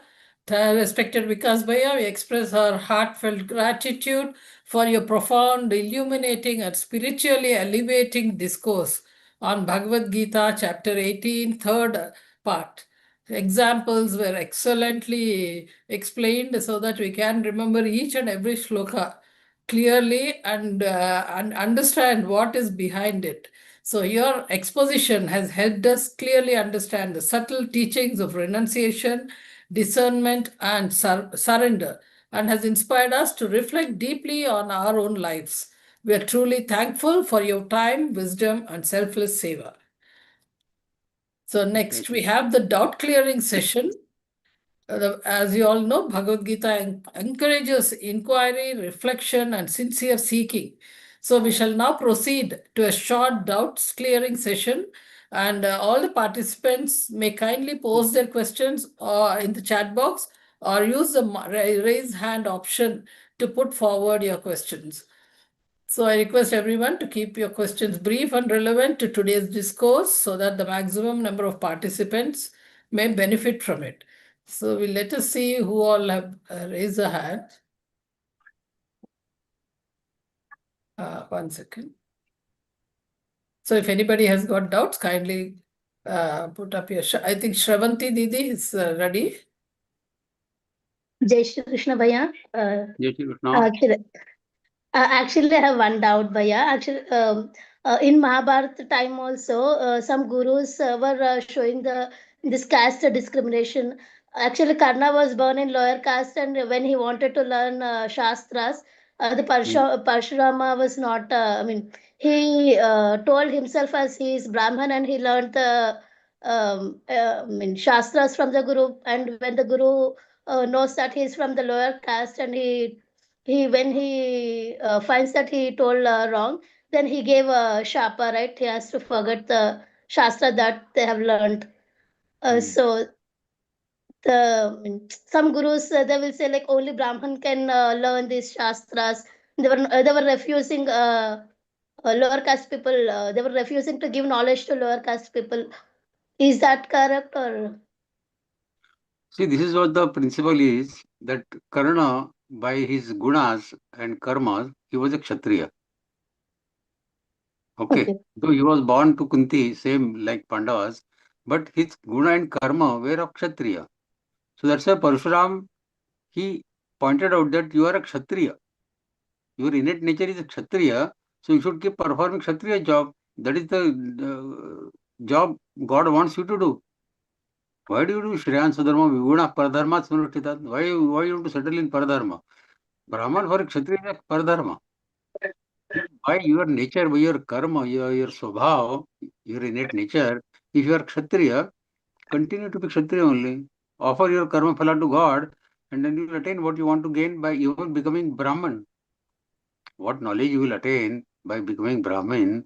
What is the objective? Attaining God. You can attain the God with your Kshatriya karma also. For that, you don't have to change from Kshatriya to Brahmin. That is the principle of Gita also, that you continue to do your prescribed duty as per your innate nature, as per your guna and your karma. So this goes in line with what we discussed today. Yeah. Yes, madam, you can ask in Hindi, no problem.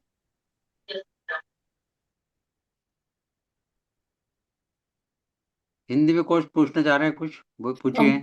दीदी जय श्री कृष्ण भैया, जय श्री कृष्ण दीदी। पालक दीदी भैया मुझे ये पूछना था, जैसे हम लोग किसी को कुछ भी उपहार दे देते हैं, फिर बाद में हम पछताते हैं, तो ऐसा क्यों? मतलब हम दिल से देते पर बाद में फिर हमको फील होता है कि हमने उनको दे दिया। उस चीज को बार बार देखते हैं तो कहीं ना कहीं हमको वो लगता है कि हमने इनको क्यों दिया। तो ऐसी परिस्थिति में हमें क्या करना चाहिए? देने के पहले सोचना चाहिए, पहली बात तो। दूसरी ऐसा है कि दान किसको करना चाहिए, उसके बारे में रूल है ना। सत्पात्र दान करना चाहिए, वन हु डिजर्व्स मॉरली। नहीं, यू आर वो सपोज टू डिजर्व डू करते चैरिटी। हैं। हाँ, you are suppose to do charity only to people who deserve for it. Otherwise, some people only they try to show as if they are very poor, but actually they are not. Which is भैया what आप people. Hindi में explain करिए, Huh? Hindi में ही समझाइए, मुझे उतनी Oh, English sorry, अच्छे से sorry. हाँ नहीं हाँ आती, हाँ, sorry. इसीलिए मैंने हिंदी में क्वेश्चन हाँ, तो पूछा। सॉरी कुछ लोग भैया। क्या होता है कि कुछ लोग ऐसा ऊपर से दिखाते हैं कि हमको बहुत जरूरत है। मैं एक स्टूडेंट का मैं उसको पढ़ाई का खर्चा मैंने उठाया था कुछ साल तक, क्योंकि वो जी। उनका एक यहाँ पे विद्यार्थी सहायक समिति करके है। तो ओके ओके। आप किसी स्टूडेंट को अडॉप्ट कर सकते हैं और उसका पढ़ाई का खर्चा उठा सकते हैं। तो उस बच्चे का मैंने पढ़ाई का खर्चा उठाया था। तीन जी चार साल वो हर हफ्ते आता था, मुझे बताता था कि एक हम ये कर रहे हैं, वो कर रहे हैं, ऐसा कर रहे हैं। उसका प्रोग्रेस मैं हर हफ्ते लेता था कि क्या कर रहा हो, क्या कर रहा हो। एक दिन वो आया, बोला अगले गुरुवार में नहीं आऊंगा। हर गुरुवार आता था वो, उस टाइम मेरे को गुरुवार को छुट्टी होती थी। तो बोला अगले गुरुवार नहीं आऊंगा। मैंने कहा क्यों नहीं आओगे? नहीं, मेरा बड़ा भाई आ रहा है। मैंने कहा बड़ा भाई कहाँ, क्या कम करता है तुम्हारा बड़ा भाई, कहाँ रहता है वो नागपुर में रहता है और वो एमएससीबी मतलब इलेक्ट्रिसिटी बोर्ड में एग्जीक्यूटिव इंजीनियर है। ओके। अब ये चीज जब मुझे पता पड़ी कि ये ऐसे फैमिली से है कि जिसका बड़ा भाई एग्जीक्यूटिव इंजीनियर है, is earning may be in lakhs also, okay. What is need support from somebody for his education. Hmm. So ji after that, when I realized कि he is not deserving candidate for giving any financial assistance, then I stopped it. So when you come to know the reality, you can as well stop it. Don't continue it. That's all. Ji. But whatever has जैसे been done, you should not ask it back, because asking it back will put us a bondage on us. We don't want to get bondage because of any of our karmas. We want to get bondage free. So whatever has been done is done. Shri Krishnarpanastu. That is all given to the God. Ji Henceforth उसके बाद हम थोड़ा सा समझ सकते हैं कि अगली बार से ऐसे किसी को आदमी को दान नहीं देना जो डिजर्व नहीं करता है, जी जो पात्र जिसकी पात्रता नहीं है दान स्वीकारने की, उसको मत दीजिए। जी ये जो हो गया वो हो गया, उसको उल्टा मत करिए फिर। जी जी। अभी भैया जैसे आजकल बोला जा रहा है कि गरीब जो मेन बेगर्स रहते हैं फुटपाथ हाँ। पे या स्टेशन में, तो भीख मांगते हैं, तो अभी हम्म, बोला जा रहा है कि हमें उन्हें पैसा नहीं देना चाहिए। सही बात है, नहीं क्या देना ये चाहिए। सही है? बिल्कुल तो सही, उनको बिल्कुल कभी बिस्कुट एकदम बिस्किट सही है, रोटी ऐसा कुछ दे दीजिए, है ना? एकदम सही है। क्योंकि हाँ हाँ लेकिन आप एक बात सोचिए, आप उनको यदि आपने बोला ना कि तुमको 2 रोटी देता हूँ, तो बोलेंगे नहीं नहीं, रोटी नहीं चाहिए हमको, हम पैसा चाहिए। जी ट्रैफिक जो सिग्नल पे आप किसी को दे 1 2 4 रुपया, तो आगे जाके हम्म वो सिगरेट पिएगा, शाम को बैठे जी तो उसका और करेगा। तो इसलिए जी लोगों को जी पैसा देने की जरूरत नहीं है। जी हम पैसा उसको देना चाहिए जिसको उसकी वाकई में जरूरत है। हमारी मेड हम्म सर्वेंट काम करती है हमारे घर पे, जैसे मेड जी सर्वेंट का हर दिन हमारी उसकी चर्चा होती है कि आप क्या करते हैं, उसकी सब डिफिकल्टी हमको पता रहती है। उसके बच्चे जी कितने हैं, क्या करते हैं, उसका पति क्या है, क्या करता है, कौन से घर में रहते हैं। तो जिसके बारे में जी हमको जानकारी है, उसको हमने कुछ जी मदद की, उसकी सांपत्तिक स्थिति अच्छी नहीं हो तो समझ में आ सकता है। रास्ते में कोई उठ के हाथ कर दे आपके सामने की पैसा दो, जी तो देने का आवश्यक नहीं है। उसको आपने मना जी कर दिया तो आपको पाप नहीं लगेगा। जी मतलब उसको मना कर दे अगर कोई पैसा नहीं ले रहा है तो, हाँ, पैसा नहीं, उसको मना कर है ना? दिए, दिस इज बैड। ये गलत चीज है, भीख मांगना ही गलत है, स्वभावतः गलत है। जी कई भिखारियों के साथ लाखों रुपए पकड़े गए हैं। अभी परसों जी एक केस आया था, पेपर में पढ़ा होगा आपने। जी नहीं, हमने सुने ऐसे, क्योंकि जहां मैं पहले हाँ मैके मतलब मेरे मैके में से मेरे हमारे भाइयों ने बताया था कि हमारे कॉलोनी में जो व्हील चेयर वगैरह पे भिखारी आते हैं, हमने उनको हाँ। बड़े बड़े फंक्शन में कोट सूट वगैरह में देखा है कि हमसे ज्यादा रिच वो रहते हैं। ऐसा होता जी है। और इनकी क्या जी होती है, इनकी टोलियां होती है, वो गैंग होती है जी इनकी। वो एरिया जी बांट लेते हैं आपस में कि तुम ये एरिया संभालो, ये मैं एरिया संभालता हूँ। फिर जी शाम को सब एक इकट्ठे मिलते हैं, फिर देखते हैं कि आज कितना जमा किया अपन ने। तो ऐसे जी लोगों के जी पीछे क्यों भागने का। जी भैया। तो जी। अभी तो खैर वैसे मैसेजेस भी बहुत आ रहे हैं कि बोला भी जा रहा है, हमारे गुरु भी बोलते हैं कि मत दो पैसा, तुमको हम्म, देना है रोटी खाना जो देना है बिस्किट वगैरह भी लेके रखो अपने साथ, वो दो। ठीक है। क्योंकि अगर वो ठीक। उस पैसे का गलत उपयोग कर रहा है तो पाप आपको लगेगा। हाँ क्योंकि तो वो हो तो है हो ना, सकता है ड्रिंक करके अपने घर में क्योंकि बीवी उसके बच्चों को पाप मार कर्म में लिया आप तो। भागीदार में है ना उसको मदद करके। हाँ, उसके बाद क्योंकि पैसा हमने अगर नहीं 2 रुपए होगा। भी दिया। जी। हाँ, तो अच्छा बताया इसीलिए आपके गुरु ने आपको, अच्छी बात है। जी जी बहुत बहुत धन्यवाद भैया, और आपका विवेचन धन्यवाद। बहुत अच्छा लगा, जितना मैं धन्यवाद। समझी, जितने मैंने एग्जाम्पल समझे, बहुत अच्छा लगा। थैंक यू भैया। जय Shri Krishna. Krishna. Sujata Didi, please unmute yourself. Sujata Didi, are you able to The hear? question just now, Yeah.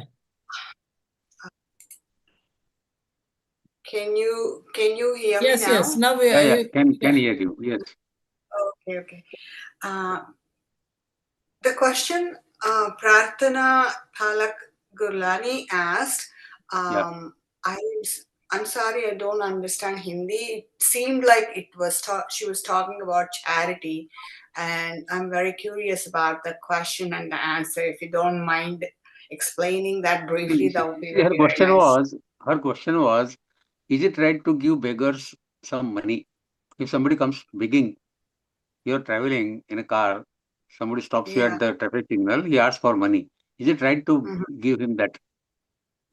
Because now there is a law in many states that begging is illegal.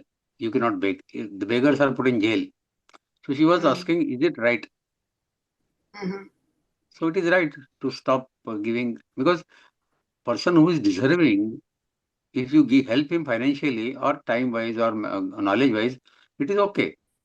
Because in Gita, to whom we should do charity, that also is clarified.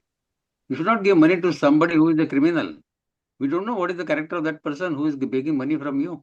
Will he use it for the right purpose, or will he smoke and waste his money in drinks or smoking? We don't know. Or maybe he is involved in some criminal activities also. We don't know. So when we know the character of we don't know the character of the person, why to help him financially? If he comes to begging, give him chapati or roti. Giving money, being in the front of the temple, and if I think there's some problem with the network connection, and I'm sorry I couldn't hear you well. Giving money at the temple, for instance, let's say you start giving money for like few beggars there, and then other people come rushing to you, and they ask for you more money, and it feels like I don't know if what I should do there at that time, because I whatever cash You I don't gave give it to there. anybody. You should not give to even single beggar unless he is a really needy person. Or if you see, it is difficult for us to know if that he is sitting outside temple, whether he is a good person. A lot of Muslims also sit outside the temple begging. They know that Hindus are blindfolded people. They will go on giving money. So a lot of people sit outside the temple. We don't know their character. What they will use that money for. So to help them financially is not a good idea. As Didi was So just now telling that by giving them financial help, we are becoming a part of their criminal activity. So you should just walk away from them. Yeah, just walk away. Give it for at the right place, at the right time, to the right people. I don't say you should not do charity. You must. Dan, Yajna, Tapa, Gita says everybody should do it because it purifies us. Right. Pavanani Manishinam. It purifies even the Gnani people. So what about us? It definitely purifies us. But provided it should be done at the right place to the right people at the right moment. Okay. All right. Thank you. Thank you.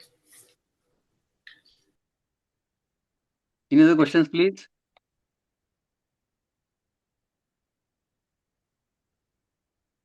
Okay, Bhaiya, we'll close the session. We'll move forward. Yeah. So with this, we come to the end of this doubt clearing session, and I thank Vikas Bhaiya for patiently answering all the questions, and it was very useful for everybody. And as we approach the conclusion of today's session, let us once again offer our prayers to the divine. For the prayer, I now invite Srimati Palak Gurlana ji from Bhilai, Chhattisgarh. Didi is a sadhak in L4 and joined Geeta Pariwar in April 2025. In Geeta classes, she actively serves as TA, GC in L1 and L2 batches. Didi, please come forward for the prayer. Thank you, Didi. Jai Shri Krishna. योगेशं सच्चिदानन्दं वासुदेवं व्रजप्रियं धर्मसंस्थापकं वीरं कृष्णौ वन्दे जगद्गुरुं कृष्णौ वन्दे जगद्गुरुम् ओम श्री कृष्णार्पणमस्तु। जय Shri Krishna. Thank you दीदी। Oh, sorry. Jai Shri Krishna, and thank you very much, Didi, for the Bhaktimay Prarthana. Now, before we conclude, I would like to express our sincere thanks to our revered speaker, Vikas Bhayaji, for enlightening us through this discourse, the organizing team and technical support members for ensuring the smooth conduct of this online session, and a special thanks to our technostar, Ira Agarwal Didi, for conducting the session, and to Nimisha Govindia ji and Palak Gurlani ji for the soulful prayers, and to Radha Rani ji for the graceful Deep Prajwalan. So, and all the participants too deserve great this thing for your attentive presence, discipline, and devotion. May the blessings of Bhagavan Shri Krishna remain with all of us and guide us on the path of dharma and devotion. Now, let us do the Hanuman Chalisa.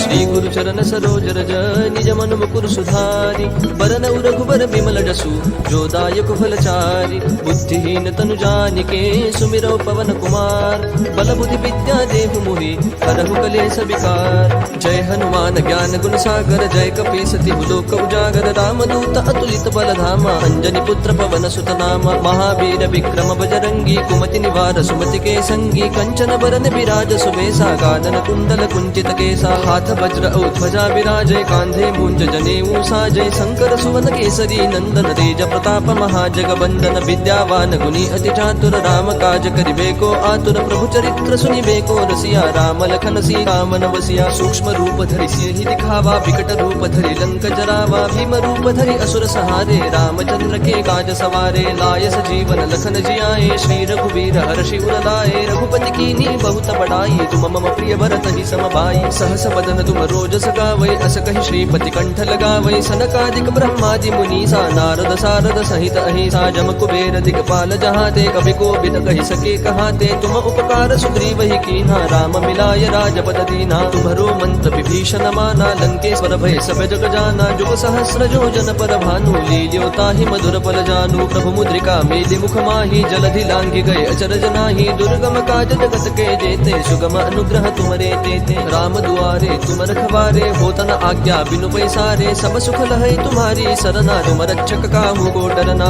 आपन तेज समारो आपै तीनों लोक हाकते कापै भूत पिशाच निकट नहीं आवै महावीर जब नाम सुनावै नासै रोग हरै सब पीरा जपत निरंतर हनुमत बीरा संकट ते हनुमान छुड़ावै मन क्रम वचन ध्यान जो लावै सब पर राम तपस्वी राजा जिनके काज सकल तुम साजा और मनोरथ जो कोई लावै सोई अमित जीवन फल पावै चारों जुग परताप तुम्हारा है प्रसिद्ध जगत उजियारा साधु संत के तुम रखवारे असुर निकंदन राम दुलारे अष्ट सिद्धि नो निधि के दाता असबर दीन जानकी माता राम रसायन तुम्हारे पासा सदा रहो रघुपति के दासा तुम्हारे भजन राम को पावै जन्म जन्म के दुख बिसरावै अंत काल रघुवर पुर जाई जहाँ जन्म हरि भक्त कहाई और देवता चित्तन धरई हनुमत से सर्व सुख करई संकट कटई मिटई सब पीरा जो सुमिरई हनुमत बल बीरा जय जय जय हनुमान गोसाई कृपा करहु गुरुदेव की नाई जो सत बार पाठ कर कोई छूट ही बंदी महासुख होई जो यह पढ़ हनुमान चालीसा होय सिद्धि साखी गौरी सा तुलसीदास सदा हरि चेरा की जय नाथ हृदय महडेरा पवन तनय संकट हरन